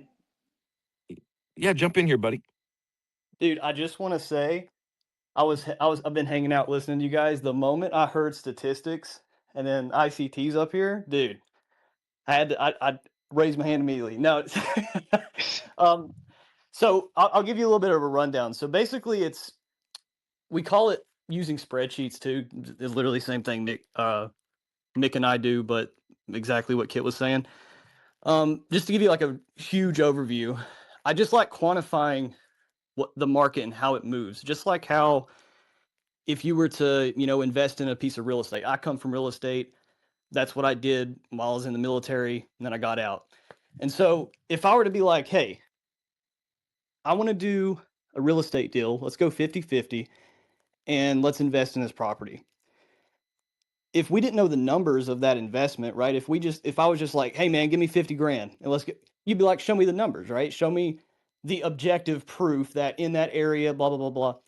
And so I take trading kind of the same way. So some of the statistics I use is like the statistics of where we're going to make the high low a day, 4 major times, 1800, 3 a.m., market open, market close. I use statistical retracements. So if I know that between 8 a.m. to, noon or anything like that, what is the statistical probability that if we're above, let's say midnight open, because I know midnight open is really important to you guys. If we're above midnight open between 8 to noon, what's the generic probability of just hitting that level? And then when live price agrees with directions that those statistics are still left open for, what they do for me, because I'm an analytical person, is it just gives me confidence to take that trade, right? You guys were talking a little bit earlier about, you need experience with your model. And one of the reasons why people go crazy when as soon as they take the trade, they're wanting to go straight to their TP, right? Or they're scared of the stop loss.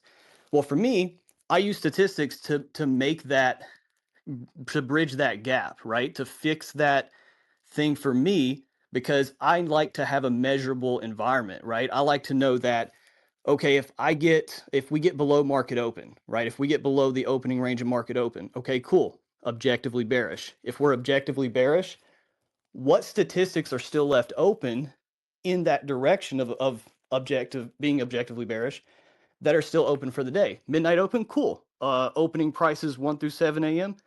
The midpoint of we call it the P12. It's the first 12 hours of the daily candle, like that type of stuff, right? So, Hey, Austin. What's up? Austin, it's Pax. What's up, Can I Pax? ask you a question real quick? Yeah. Can you give me? I mean, we follow each other, and I like your content. But can you give me like while you're giving these examples, can you like add price context to it? Yeah, like, absolutely. If opening range is 69 even, or 60% reversion back to midnight, right? Let's get back to the midnight retrace, kind of what Austin is known for, right? I mean, Matt Mickey's known for the high low. You're known for the midnight retrace. What are the statistical probabilities for midnight retrace, Austin? Yeah, for midnight open, that's just a generic starting at 8 a.m. to noon. That's when I anchor my statistic. And that's another really important point is if the statistic that you're using, or if you're using a basket of statistics, that's what I do, it's important to understand obviously the objective metric during the time you're going to operate in, right? So if I'm operating between 8 to noon, I don't care what we do with midnight at 2 in the morning, right? So between 8 to noon, we objectively retrace that area 65 to 68% of the time. And then when it comes to market open, I think Pax, what were you saying? I'm sorry.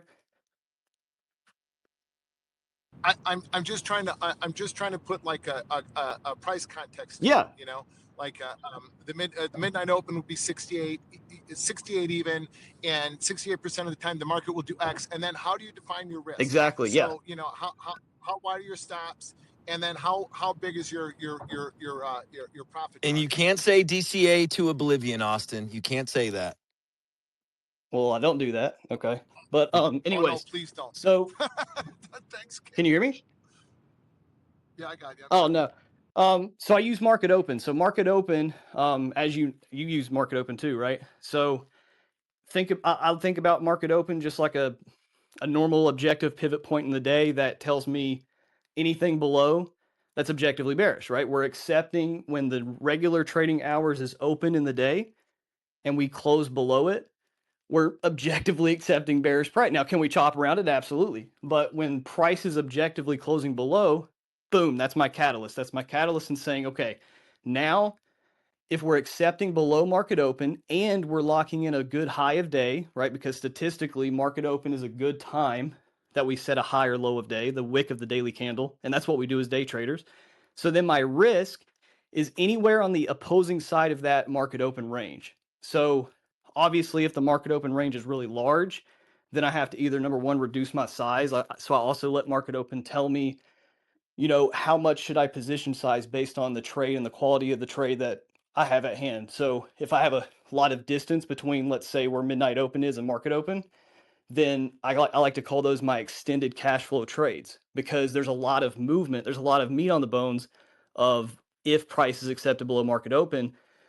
Well, now the checkpoint, one of the high probable checkpoints can be midnight open, right? So I take a portion of that move. So my invalidation is anywhere in the midpoint to the other side of market open.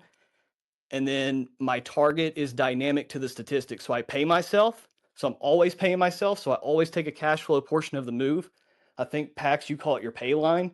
I kind of do something pretty similar. So it's like I'm paying myself to be in this trade. I'm not just going to let it go 200 points in my favor and turn around, right? Using And the then statistics, using the statistics that you're referring to, and you talk about yeah, paying yourself. How do you use the statistics to determine where you're paying yourself? Like what? I love that question. Yeah. So they were talking about MFE and MAE, right? So if we are accepting, this is actual statistic you can go and measure on the 1 minute time frame, because that's what I trade on the 1 minute candle, when we close below or above market open, just the high and low of the range. And when I say high and low, just literally the highest and lowest point market open formed on the first candle. We have an objective 0.1. So if you take a price range tool, 0.1 to 0.3%. So now this is a floating metric because it also depends on your sample size, but it's anywhere between a 70 to 75% hit rate that we're going to hit at a minimum. We could reverse, we could wick, we could do anything, but objectively 0.1 to 0.3% is like a very common price movement that we expand from. So if I can define my risk, now I don't just obviously trade like a robot. If the trade makes sense, I can define my risk and there's plenty of distance to take that position. Boom, that 0.1 to 0.2%, Michael, that's where I'm scaling out a good portion of my trade to pay myself. Then the excess of that trade, once it's paid for, is those statistics. So like midnight open, opening prices 1 through 7 a.m. The other side, if we're due for an in statistic low of day, right? Like if we have, like, let's say a 2 a.m. low of day and we're due for now a new low of day. We locked in an in statistic high of day at 9:30 and now we're crashing down.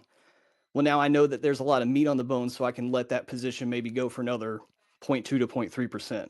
But nonetheless, 0.1 to 0.3, when we get that candle closure or above, that acceptance above or below market open, that's my area to pay myself, no matter what. Now you're Is one question too? Is there an opportunity for you to add to your position along the way? There is. I don't personally trade that way. I'm not opposed to it. It's just I don't personally trade that way. But here's what I do. If the 10 o'clock hour, so this is another statistic I use, if you take an hourly candle and you divide it into 4. So this is a statistical phenomenon. I can't explain it. I'm not that much of a math nerd. There is a statistical phenomenon that, and Michael's probably laughing because he's probably knowing what I'm talking about. In the first quarter, and I want to say this too, Michael. I really enjoy this conversation because, like what Dom was I can saying, tell by I the don't know way you're why breathing. there's, I can hear your excitement. dude, I love this stuff. I know. I love this stuff, dude. And so it fires me up talking about it.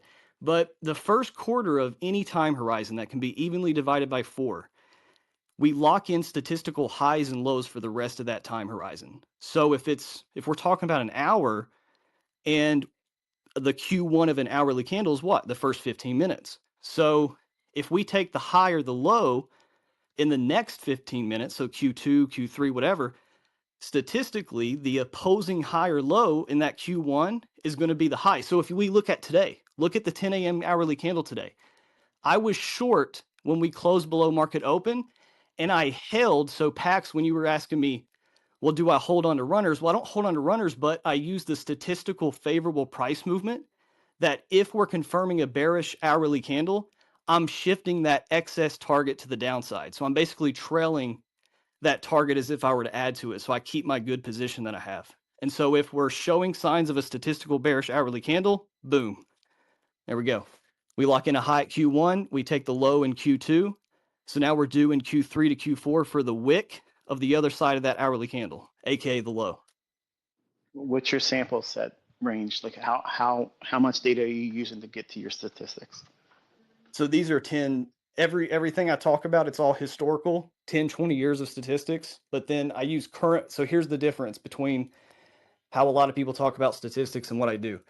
I use historical statistics to tell me if there's relevance, right? So I'm just saying, okay, is there relevance in the of this market? Is it giving me relevance to have this hypothesis? I'm a lab tech. I was a lab tech in the Army.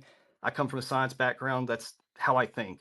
So I use that to tell me, okay, maybe I'm onto something. We're retracing to midnight a ton. What's that number? Now in the current market, every day when I open up my trades or my trading computer, I'm looking and seeing what is the current market condition of this statistic. So in the past 50 to 70 days, what is the current price movement doing? What's the current distribution of the current daily candle? What is the current statistic of this level? Is it due for, because there's another really cool, fascinating thing, is just like how we mean revert the markets, we range, all this stuff. Mean reversion is a very good thing that we see all the time.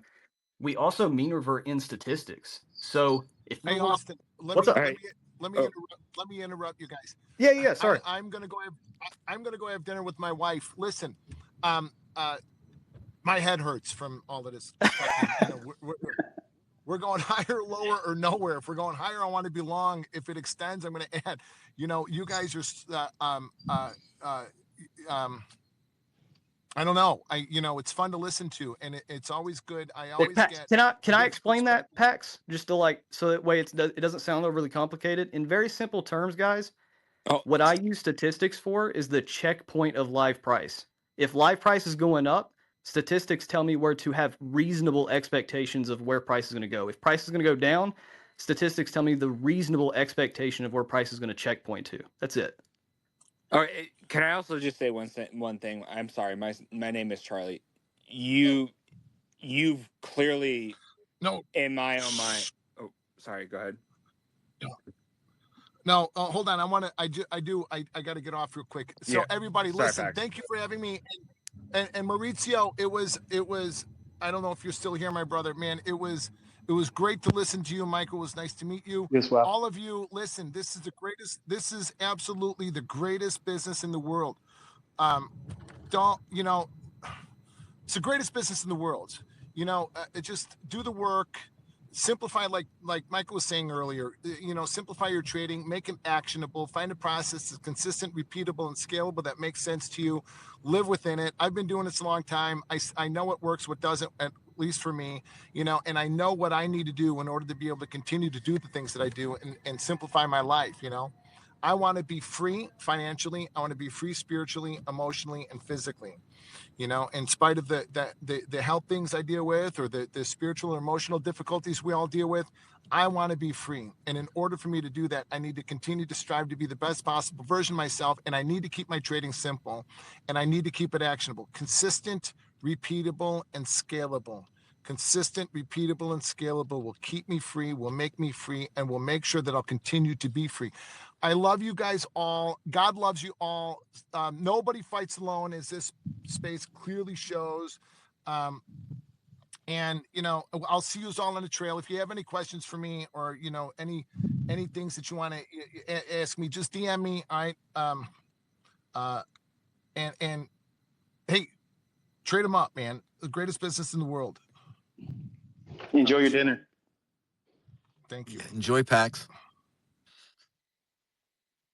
So Charlie was coming in, and I think Austin was wrapping up his point. Dom had his hand up. We are wrapping up. It is 8:30. I get 10 Just minutes. I'm out yeah, of all here. right, beautiful, beautiful. I love it. We got a hard stop. I definitely wanted to have Austin wrap up his thought. Charlie was coming in for something.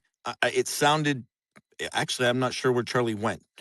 So anyway, back to it, Austin. Anything else you wanted to add, brother? Just in the vein of data and statistics and what you're looking for. Yeah, I'd say just to wrap it up, because I know like how we talk about stats and stuff, it sounds like a lot. All I really do, I don't trade with an actual spreadsheet beside the chart every day. The running statistics, right? That's like a one-time thing. That's like doing your research on the environment you want to operate in. But once you have like that general understanding, dude, I don't touch a spreadsheet. If are we above statistics? If are we above all these areas that we could retrace to? No. Austin, you use a streamlined data third-party aggregator. You use a What's up? spreadsheet. Don't embrace. Don't you utilize data. Embrace that, brother. I mean, embrace that. But Austin, where'd you go?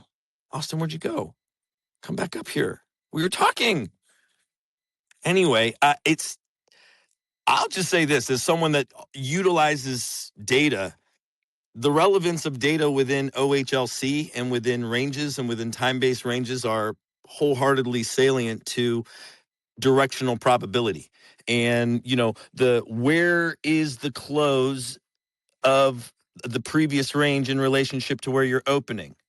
What was the size of the range? So your close price is a thing. The position of your close price within the relationship of the previous range that formed. Where is the open and close within the previous range that formed? Right? There are very specific highs, lows, mids that offer conviction. Right? When we talk about data, that's often things that we're looking for, directional probability, right? And I know Michael has zero issues with that. These are components in which he's taught. So us tracking and measuring these things are, again, I think part and parcel as traders. It is awesome within a community to have someone like Austin come up who trades different than ICT, who collects information and is utilizing it within creating his own edge. So it is fascinating within the community of getting different people's takes. So thank you, Austin, for giving us a little bit of a glimpse towards the way that you trade. I think there's a lot of curiosity by Michael Pax, and I'm sure many others, of where and how to actually use data. And I'll just wrap up on this point. And I think it's been made very clear. Keeping your life simple is very, very, very important. So the idea of a spreadsheet or a third-party data collection or aggregator, you can filter and cross-filter that the same way that you're utilizing technical analysis. But that is different methodology. That's different than what Michael's taught. And I mean, it is Well, what it is. But allow me to say go something. ahead. Please. When my stance was, I'm at a stage in my life and in my trading and where I view price action. I went through the process of streamlining and getting it down because I used to do that same stuff. I had spreadsheets. I did all those things. And I wanted to talk to my uncle all the time because he's book smart. He's a finance degree, specializing in business management. So I figured, all this data, look how many times it does this, Uncle Stan. Look how many times you want someone else to see the same eureka or confidence that you get from it. And all the things I'm teaching, I did those same things. I calculated how many times I saw these things. I kept journals for years and years and years. And in the corner, this is how many times the things I was looking at. It happened, it didn't happen. These things I'm looking for didn't work this day. This is how many times it's failed. And I did all those things. So I don't want to come across or have someone misconstrue what it is I've said tonight that like I'm not shitting on the whole idea because if I didn't take statistics from the things I'm talking, when I throw percentages out, I have real data behind it. I'm not just pulling numbers out of my ass. So I'm not trying to say what Austin and the other gentleman that was saying he's learning from him or working with the data or whatever they're doing. I'm not saying or disparaging that it's bad because I understand what it's like. You could hear the guy, like you could hear, he's basically panting because he's like, man, I get a chance to share what I've been working so hard and I see there's something behind it. Dude, I know. You feel like fucking Dr. Frankenstein and your shit's alive. I know exactly what the fuck that feels like. I know what that feels like. But you have to appreciate the same way, and I know because I was there before. Now, where I'm at, I understand that you want others to see the same things with the same excitement and same energy and the respect for the data that you curated. You want to be able to show that to someone else and see that same response that you feel like you're buzzing. Like the guy sounded like he was hopped up on goofballs. It was awesome. I loved it. I was smiling the whole time. Yeah, I he's mean, it was very just so passionate. awesome. It's great to Yeah, see. man, I love it. I love it. But I just don't want it to be misconstrued as that this guy was talking at his ass. I could care less what he's talking. That's not what my point was. My point is I view everything that's presented to me as, what do you think about this ICT and would you consider doing it? I can say whatever you want me to say and be dishonest and disingenuous, or I can tell you this is my stance on it. Okay, I wouldn't do anything to change what it is I do. I don't want to add anything to it. I don't want to take anything away from it.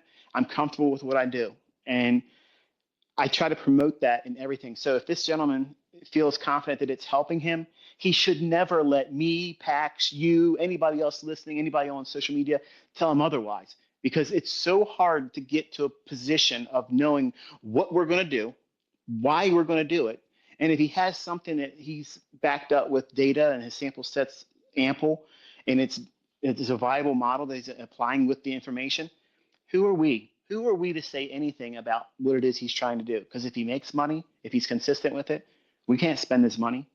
We can't tell him he's not doing it right because if he's making money, how's that wrong? So it's important that everybody that listens to me, I'm a bit of a showman. I do these types of things on social media because I know how to use social media. I don't have to pay for advertising. I start a fire and I got gasoline in a can right next to me, ready to add to it when I need it. Because I know how to start a fire. I know how to get a crowd worked up. I know how to get people talking. That is not me. Profile. I'm sorry. Yeah, Don't mind me. exactly. I got everybody fucking pissed off at me, but they're You were talking. trending on fucking X, bro. I That's know. hilarious. But as a showman, as if someone that's trying to build a crowd and build conversation, you have to be polarizing. Because if you're boring, if you have nothing to bring to the conversation, then nobody gives a shit about you. But I don't want people to take that and say, "Well, this guy's a total asshole." Because I'm not. I'm not trying to. I'm not being that person in real life. I just know how to get people engaged to have a conversation. And that's why I think what you're doing here is it's wonderful because it allows people, number one, to feel. I think honestly, when you were coming up on moments ago before I started talking, I got uncomfortable too because I thought you were getting ready to run over top of him. Like I even felt it in me. Like, No, oh dude, shit. I come across that way a little bit, but not on purpose. I mean, not I actually really I love the conversation. I know I can come across wrong. I know that about We me, all and can. I We all can. apologize. So, But if he dropped off, I just want him to know that I wasn't trying to come at him or anything like that, or try to say what he No, was doing was I'm stupid. still here. I Okay. appreciate the conversation, bro. And honestly, Michael, like, as much as the social media and stuff goes, like I just genuinely appreciate the conversation because I think what we all try to chase for, and the reason why I am so passionate about statistics, it's not because I think it's the holy grail. I don't think it's something a lot of people even probably do. I think the most important part, whether it's ICT, whether it's support and resistance, so I don't care what it is, does it give you peace on the charts to consistently engage? That's what I Yes. tell everybody. Like, I just want peace on the charts. I don't want to take my trade because we all think about being profitable. But Michael, I don't know about you, but I don't want to sit every single day and love something, but feel like my cortisol levels are about to leak out my ears and I Yeah. can't even survive 5 years because I'm going to go have a heart attack because I'm stressed so much. So when I was really struggling as a trader, I had to lean back on what was good to me. And what was good to me, I'm a lab nerd. I run Hmm. reference ranges, I run patient samples and I have to make sure they're in a range. I was like, why can't I just do that with the markets? And then there we go. And the Yeah. same thing with what you preach. I'm sure a lot of people that use your stuff, they feel the same exact way that I feel right now. And sometimes we get so lost in the tribalistic mindset, we forget that, dude, we're all just here to find peace on the charts. That's Yep. it. And we're all doing the same thing. We're trying to manage risk, make money, and survive to do it again the next day. I love that. And just one last note on statistics. Mean reversion and breakout. Like we're really looking at what are the chances or probability that we might mean revert, or what are the chances or probability that we might break out. And I say that because I'm super intimate with how Austin trades. I'm very familiar with utilizing statistical concepts with your concepts, Michael. So I feel like it's very intimate, this conversation, and I appreciate the the level of passion and the conversation that Austin's brought today. So we're wrapping up. Pippi, Dom, we're wrapping up. Last few minutes. Michael's already made it very clear. Someone's going to be disappointed they didn't get a chance to talk, but wrapping it up. Thank you again, everybody. Pippi, and then Pippi will end it. Pipsy. All right, I just want to end it with, right, everybody that's on here listening, right, the main thing is no matter what you're doing, no matter what style of trading you have, as we see, there's been numerous people that have came up and it's different style of trading, right? But we're all trying to do the same thing. We're all trying to make money. So whatever resonates with you, that's all that matters, right? We come to these spaces every week and we are a community, right? So all of this back and forth, who's better, who's this, who's that, that does not matter, right? Because I've learned a lot from a lot of people that come on here, right? ICT, PAX, right? Kit, I've learned things from Austin, Matt Mickey, right? And everything that I've learned, I made it my own. Okay. Nobody trades the way I trade because I'm an individual. Okay. I took things from multiple people and I made it my own. And I studied that and I studied my craft with how I put things together. Right. And I'm not saying that, nobody trades like me. I'm the best trader in the world.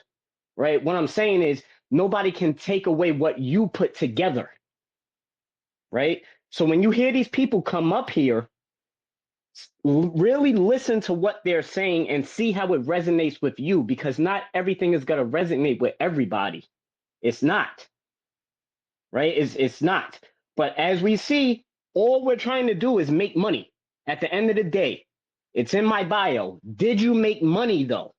That's all that matters at the end of the day. So I'll leave it at that. Shout out everybody on here. And this was a great space. This was a great space, like for real. I loved it. As An a ICT, can I reminder, quick? go ahead.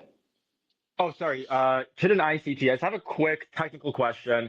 I know this entire space wasn't technically related, but I just have a question about your high probability fair value gaps that you introduced roughly 2 weeks ago, the ones forming on the quadrant wicks of the daily candle. And my question around that is, you mentioned if there's multiple wicks, we use the largest wick.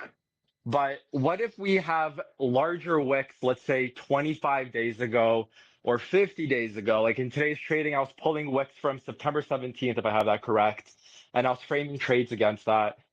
What's the filter I can use there to correctly select the right wick to find those fair value gaps that land on those right quadrants on those daily wicks? As soon as you leave the 20-day look back, your probabilities fall off precipitously down to the 60-day look back. The purest, the most cleanest ones are going to be in the last 20 days, 20 trading sessions. So right away, there's the short answer you're looking for. Okay. The further you look back, you're going to have more things that are supporting it, more factual support behind the idea. It can't be just, well, that was a good displacement there. It happened to form on a macro time. It happened to be on a quadrant level of the new week opening gap. All those things may not be enough. Whereas if you just have an opening range or new week opening gap or new day opening gap quadrant, and it's during a macro and a fair value gap forms and it's meeting your daily bias. That's an easy entry. You know what it's going to do. You know how it's going to function. It's going to give you something that's tradable. You don't have that, or at least you'll find if you start spending a lot of time doing it, you won't have that level of sensitivity and I guess conviction behind the moves. As soon as you pass and breach that 20-day look back, 40 days still good, but 60-day, you're gonna have to demand a whole lot of stuff behind it. All right, okay. And I can still use those quadrants on RTH gaps, correct? It opens up, I drop the quadrants, and if a gap forms on that quadrant, would you consider that as a high probability fair value gap as well, or just on the daily wicks? So a little bit slower and say it again, please. Sure. So let's say today we opened up with 200 RTH gap, and usually you drop quadrants on it.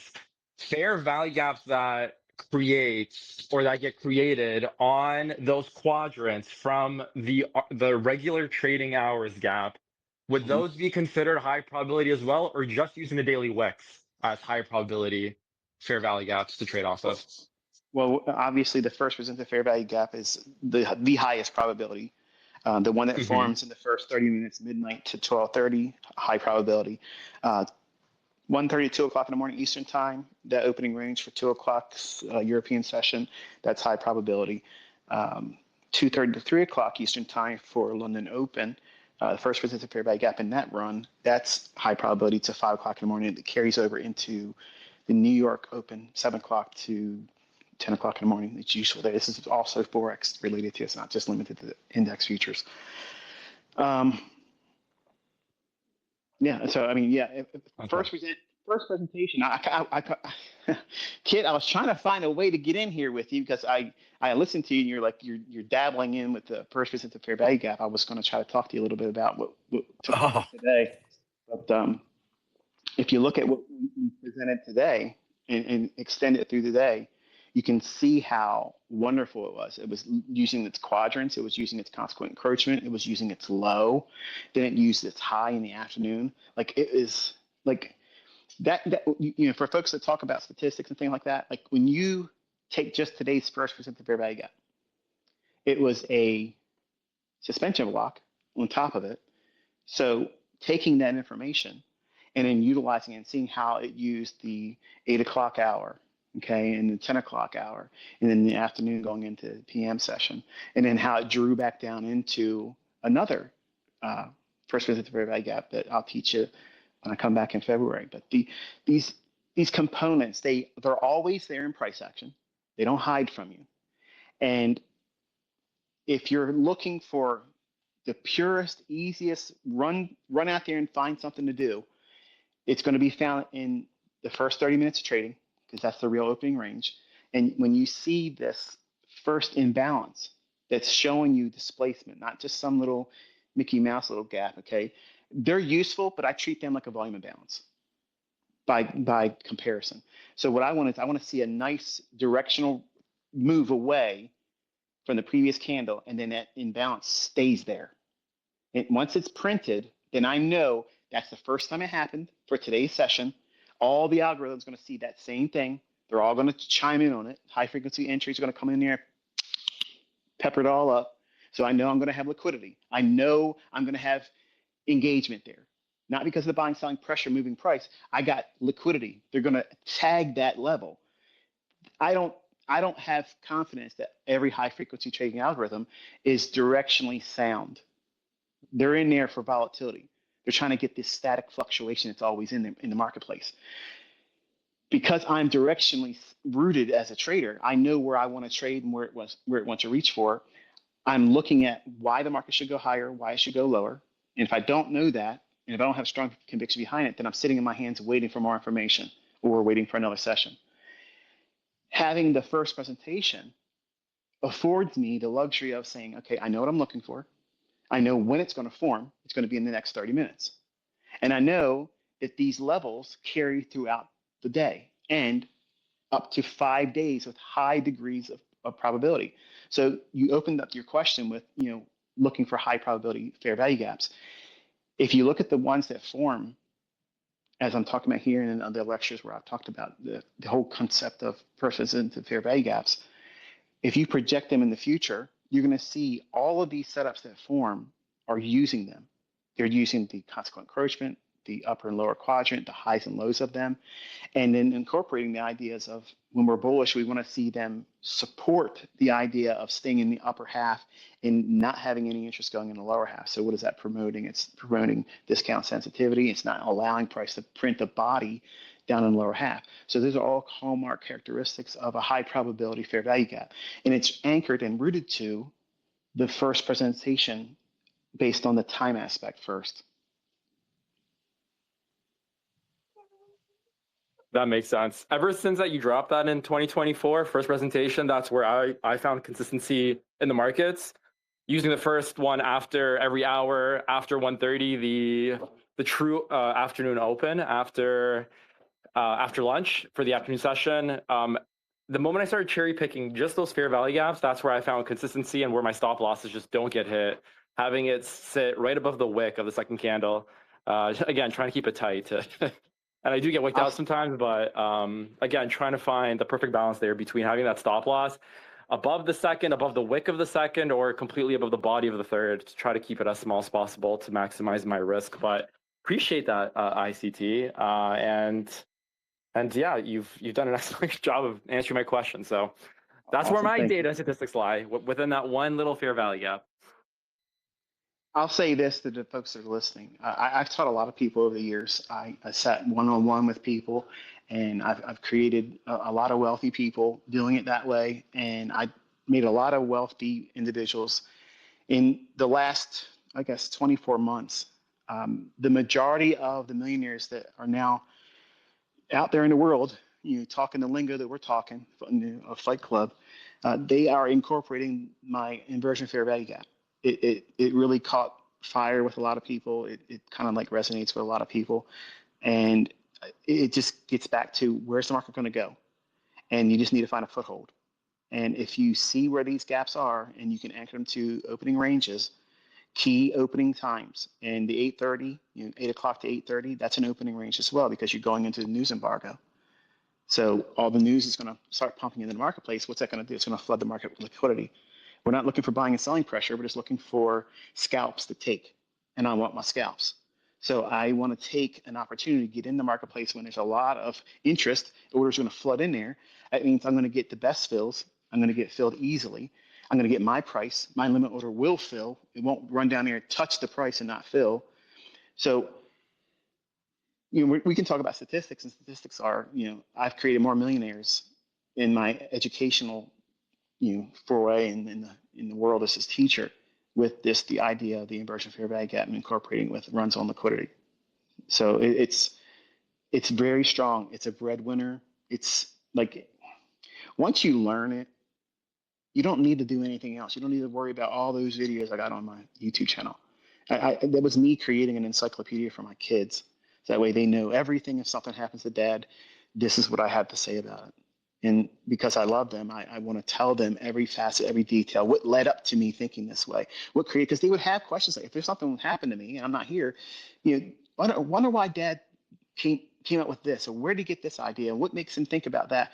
These are all questions I thought about when I made these videos. I want to be able to, like Michael Keaton's movie, My Life, watch it and you'll understand what I did.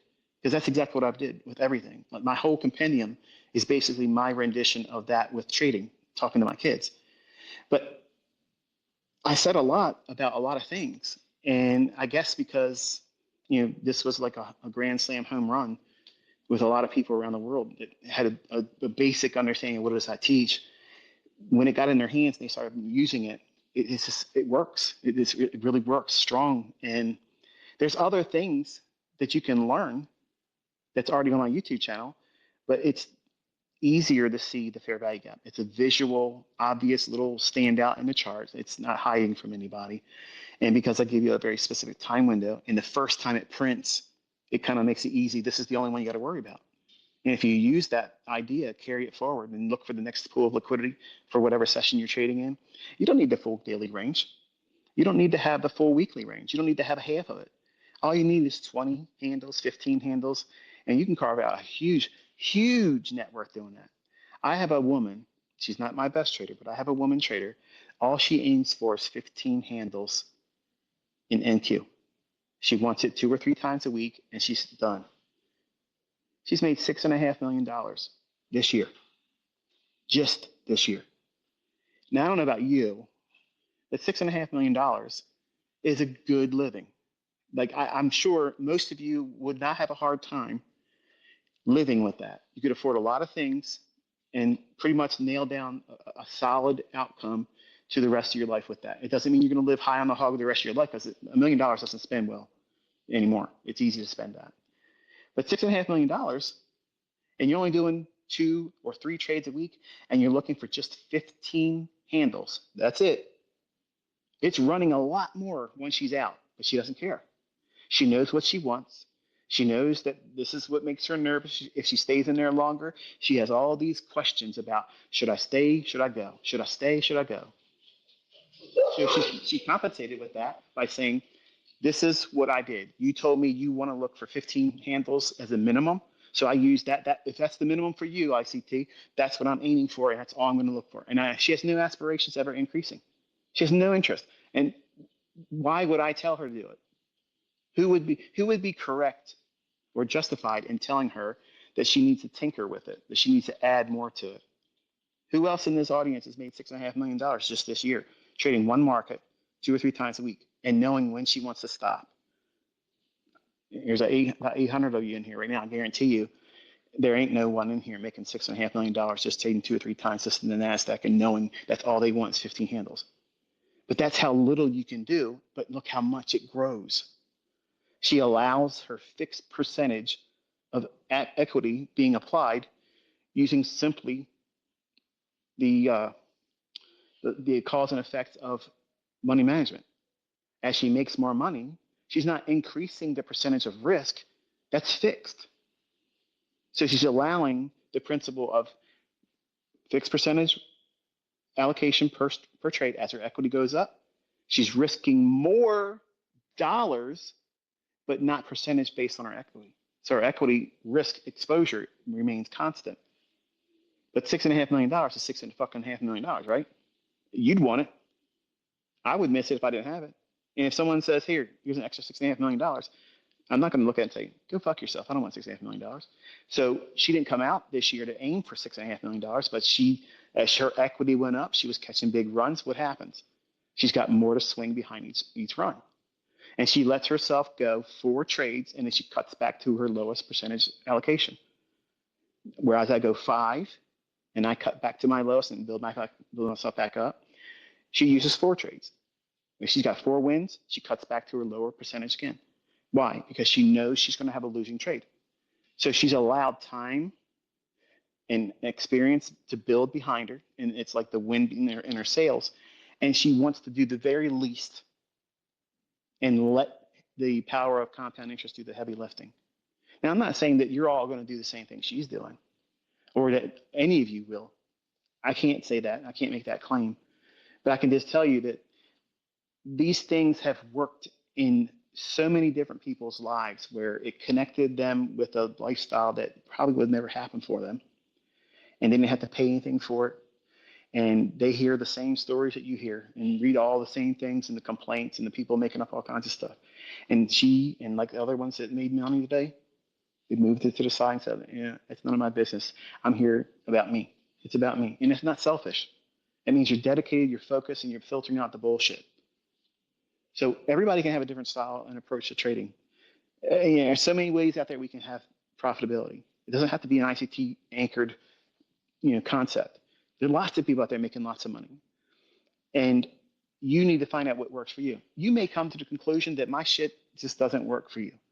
I've had paid students come to me and they said, I just can't make it work. And they went and did other things and they were profitable. It doesn't discount anything that I've ever done or taught. It doesn't discount or remove the profitability of the millionaire students I've had. And you don't see all the millionaires I've created. But I'm thankful that the ones that are doing it publicly are making themselves known. But I've been laughing at everyone that's doubted everything because they assume they know everything when you don't know anything. You have no idea. 2 million people follow me. And it's crazy when you think about how many people are plugging into what you're learning and the shit still works. And I get the same question all the time. Don't you think it's going to become the new retail? No, because it cannibalizes retail concepts. Retail concepts are always going to be there, always going to be there because everybody wants something simple. Give me a ceiling to sell short from, give me a floor to go long on. That's where I'm going to put my stop, that's where I'm going to put my entry. That's easy. That's easy to fleece, and it's always going to be there. That's always going to be the mentality. Everybody wants easy. And easy, well, it's not easy when they try it, is it? They lose, they lose, they lose. But it's easy for us to cannibalize them. And I make no qualms about it. I have no problem. I have no conflict of interest with it because everybody signs the same risk disclosures when they join. When they put their money in the marketplace, they sign the same shit I did. You're probably going to lose money if you don't know what you're doing. Okay. So if they offer their heads on the block, I'm going to chop it off. I'm going to take my pound of flesh. That's the way this works. And you don't have to have any issues with it. If you do, then you can't be a trader. Because if you're making money, someone's losing that. I'm not worrying about the guy that can't feed his kid at nighttime because I took all of his money on his losing trade and I won. I don't look at it that way. I don't internalize it that way. I look at it as I beat the shit out of the marketplace. The marketplace. I don't personify it with someone that's raising children. They're on, fixed income and they just put the last bit of money. I don't do that. I'm not evil. I'm not a monster. So I frame it in a way where I can live with myself. So I look at it as I'm beating the shit out of the marketplace. I'm beating it. It's a game where I have to use intelligence to beat the most intelligent people that are trying to take from me. And if I could have made it easier, I certainly would have. If I could have made it more streamlined, so here's all you got to do, I would have done it. But there's a lot of things you have to learn. There's a lot of things that you have to take in account for yourself and own the responsibilities. Come forward with, these are my character flaws, and I'm going to do what I can to discover what they are. I'm not going to hide them. I'm not going to pretend they don't exist. And if you remember, we refer to it as Fight Club around here. And watch the movie again if you didn't watch it recently. What is this? It's a bunch of guys that come together and they're just trying to get through this world. They got their own fucking problems. They all have problems. We all have the same problems. All of us. We're all human. And we come together, we hash it out, we talk about what we did wrong, what we did right, wish we could have did this, I wish we would have learned that sooner. I'm thankful that this happened. We knuckle up, throw a couple haymakers at each other. Look, I don't believe your bullshit would work for me. Well, I don't like them fucking fair value gaps, ICT. You know what I like? I like breakers. I like fucking Fibonacci. I like pitchforks up my ass. Whatever the fuck it is that you guys want to use, if it makes you money, great. I love hearing it. I love hearing about it. I love seeing it, the camaraderie. They say, hey, you know what? We don't have to agree about everything because we're all doing the same fucking thing. We're in Fight Club. We're trying to make fucking money. When we leave, nobody hates each other. Nobody's lifted up on a pedestal. I don't want anybody looking at me like a fucking celebrity. I'm glad that guy Pax came in here. Let me tell you something. The guys that were doing that job, they were my fucking heroes. I wanted to work in the pits with them. I wanted to do that. I wanted to be so good that I could be down there with them because I was convinced that they had the greatest edge, like he was saying. I have students that were on the floor and all this open outcry pits. When guys had to come out of the pits, they struggled because all of that advanced knowledge, they could see all these big conglomerates coming in, pushing orders in. If these whales are coming in and they're buying and buying and buying and buying, that's like getting the fucking inside loop like Nancy Pelosi and the rest of these assholes in the Senate, where they listen to these hearings about getting things passed so that a company can bring forward an IPO or some kind of bullshit they're going to do. They have inside information. The guys in the pit, they had inside information. They had all the real order flow. Fuck your level 2 bullshit. Fuck all that. They saw the rhythm. They saw how that tape was being played out. They could see who was coming in. And like you said, you can see who's getting squeezed, who's getting pressured right now. I love hearing about that. The students that came to me, I spent many nights talking to them in conversation like we're doing right now.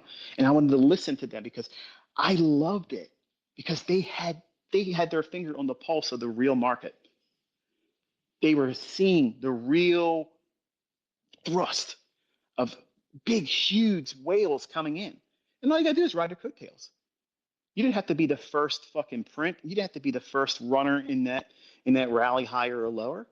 You start seeing these big fucking orders coming in. These guys are going to put big money in there because they have something invested in. They have an outcome invested. Well, shit, on the floor, small fluctuations all day long. It's your meal ticket.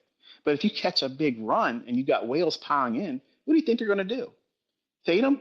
They're not going to fade him. They know what the fuck he's going to do. He's going to go in there and start build it up. Like he said, he's not going to try to go against that. That's advantageous. That's not the same thing that level 2 does today, but that's how they market it. They try to tell you, you don't know what real order flow is, ICT. You ICT traders don't know shit. Dude, before all these things start printing numbers around here, I already know where I want to be in, and I know where it's likely to go. That's what you need to understand. When you learn from me, that's what we're focusing on. A bias, we're bullish or bearish, or we're sitting still. And these fucking asshats, they literally run around here saying, oh, it's a no trade for them. It's a no trade for them. They gambled. They have no idea what the fuck they're doing. They're just trying to be in there every time something moves. I don't want to do that. I want to have all of the edge behind me. I want to know that there's going to be somebody falling victim to that price run. And I need to know why it should take place based on a higher time frame premise.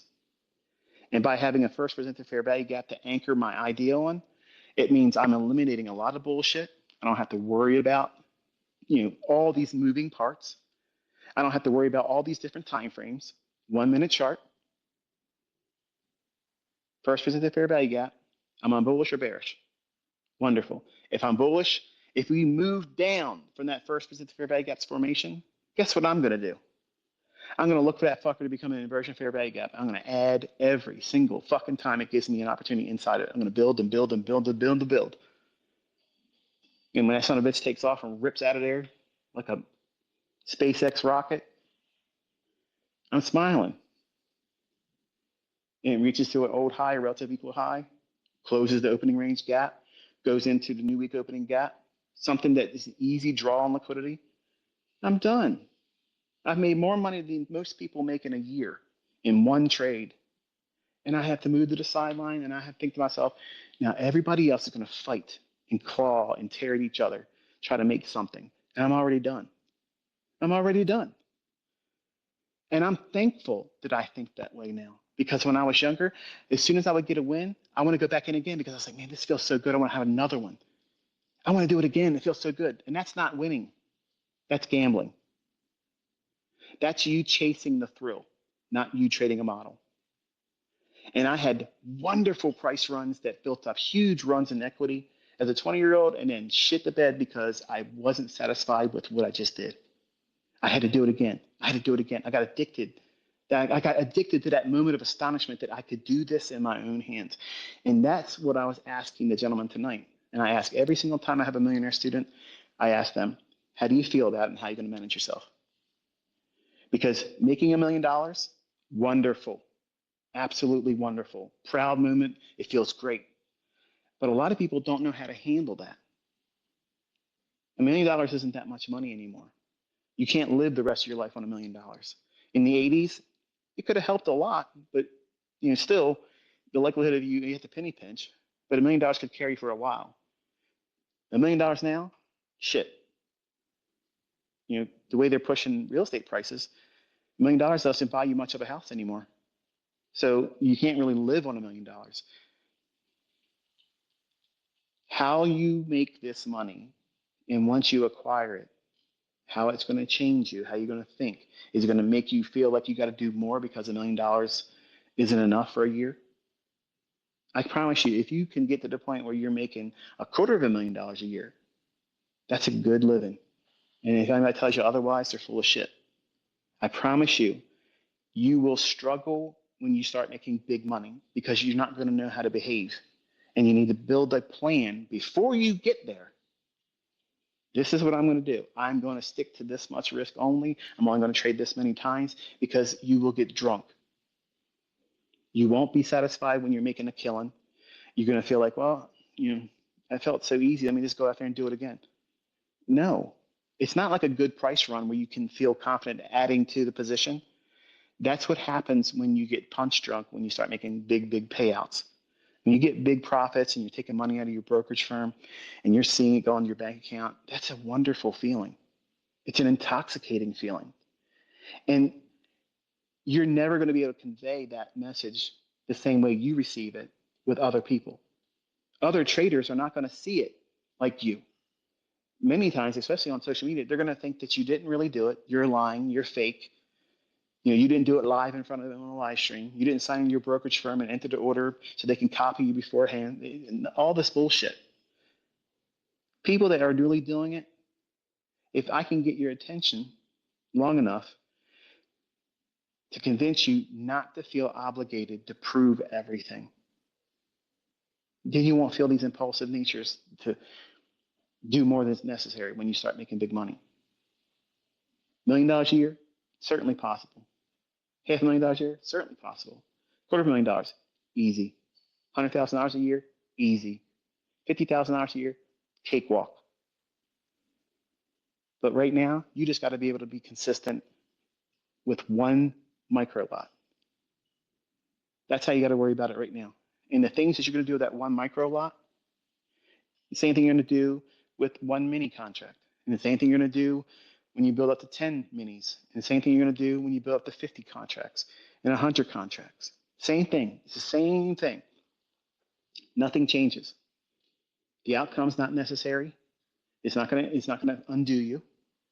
And all of this can be framed on a simple little 3 candlestick formation during a 30-minute window that can't hide from you. I honestly wish I could have every one of my millionaire students that have came forward and joined the ones that are never going to talk to you. They're never going to, they don't care.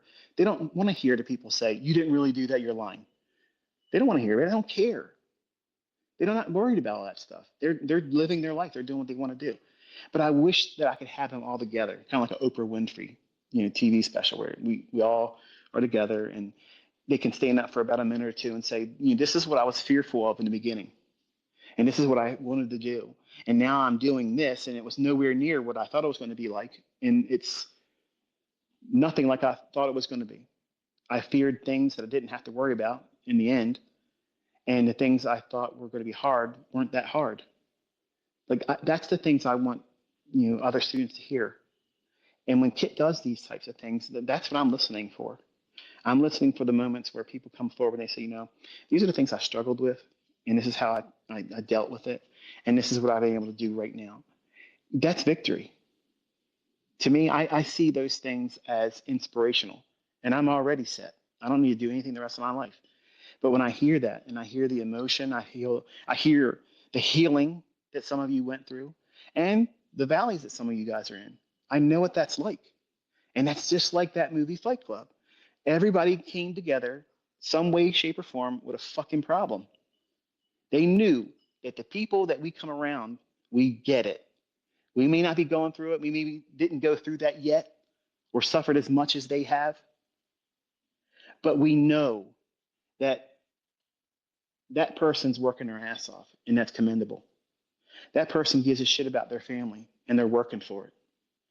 They're out here trying to carve out their own niche in this, and they're going to find their way, and they're not going to stop. They're not going to give up.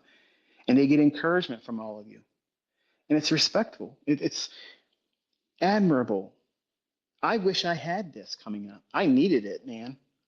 I fucking was a wreck. Crying all the time, beating shit up, throwing shit around, hurting fucking people. I had to take it out on whatever event I would do it. And if I was a drinker or a drug user, I probably would have done something worse. But these are very helpful things, and more people should be involved.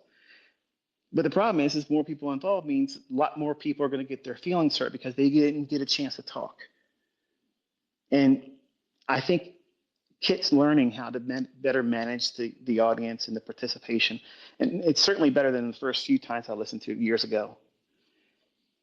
And it's a work in progress. And none of you should have your feelings hurt because you're all able to talk to me. And Pax gave his stuff. You could reach out to him too. Tweet to me. If you talk shit, I'm going to talk shit back. If you ask me a question, If I don't answer it then, I'll bring it into some video I'm going to do next. Or it's probably already answered and someone's going to come forward and say, he mentioned this here. And if it didn't come from me, don't be offended. I don't respond to everything, not because I think I'm high, snooty and egotistical. It's just if I spoon feed someone, they're going to want it every single time. And all the answers are available to you if you do the work and study. And the ones that are good questions, I'll field them. I'll mention something to kind of like bring light to it. But you don't need to know everything right now. You don't need to do real quick, fill me in with everything right now. No, because that doesn't work. Because as soon as you think you learned something, 50 new questions pop up as soon as you try to look for it in the charts. And then what happens is your inexperience leads to what? Doubt about whether you're going to do it. Oh, this is harder than I thought. This is complicated. No, you're trying to find all the answers real fast. Same thing you did when you were a student in school. You didn't study for the test. You know you got to take the fucking test or you're going to fail. You don't want to fail. You don't want to go home to your parents with a bad grade on your interim report or your report card. So what do? You fuck up and rush and you try to cheat and look over here. What'd you get for question number 4? You chose C? Fuck, I had B. Well, you look like you've been reading and studying. I'll just go with your answer. What the fuck's that? What is that? But that's what you're trying to do. You're trying to jump ahead without putting any work in. And if you care enough to want to make a lot of money doing this, you want the finer things in life, then you're going to put the work in. And nobody gets here that didn't deserve it. And I'll say it again and I'll close. Nobody gets here, finds success, makes real money that didn't deserve it. Nobody falls into it by accident. They work their ass off. So you're not going to be the exception. No one owes you a fucking handout. Nobody owes you a free, whatever the hell those redemption codes are to get a funded account. Get a fucking job. Pay for them. Save up money, put it in a real account. You'll care more about it. You're not. If I bought everybody, a funded account because they asked for it, nobody asking me would be able to do anything with it. Because you know damn well, if you believed that you were able to do it well enough, you would find the money because they ain't that much money. It's inexpensive. It's a fucking pizza night at Papa John's. That's what they cost now. But the people that are asking for it, they would find a way. They would sell something, find a way to get it. And then you would care about nurturing and managing that thing to get a payout. Because that's what all of the profitable students do. I haven't made one millionaire that has anything out of my pocket that I paid for them. I didn't give them money to trade, and I didn't pay for any other prop accounts. They did it all by themselves. And some of them failed beforehand. Not once, not twice. Some of them failed dozens of times, but they didn't stop. They didn't quit.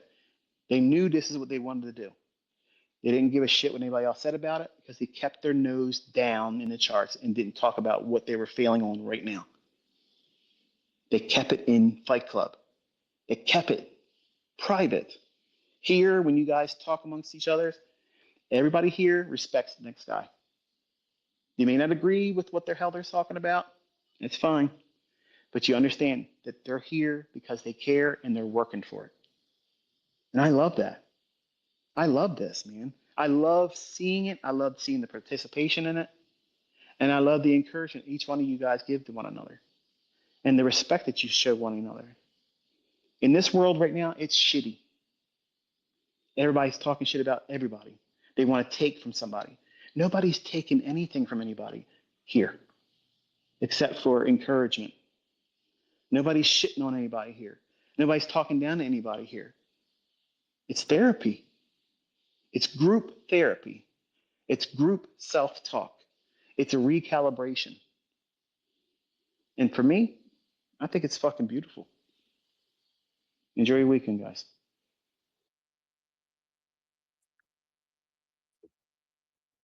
Trader Roundup, it's Friday. Thank you, ICT. See you guys around. You were the algo, code the algo. Just keep going.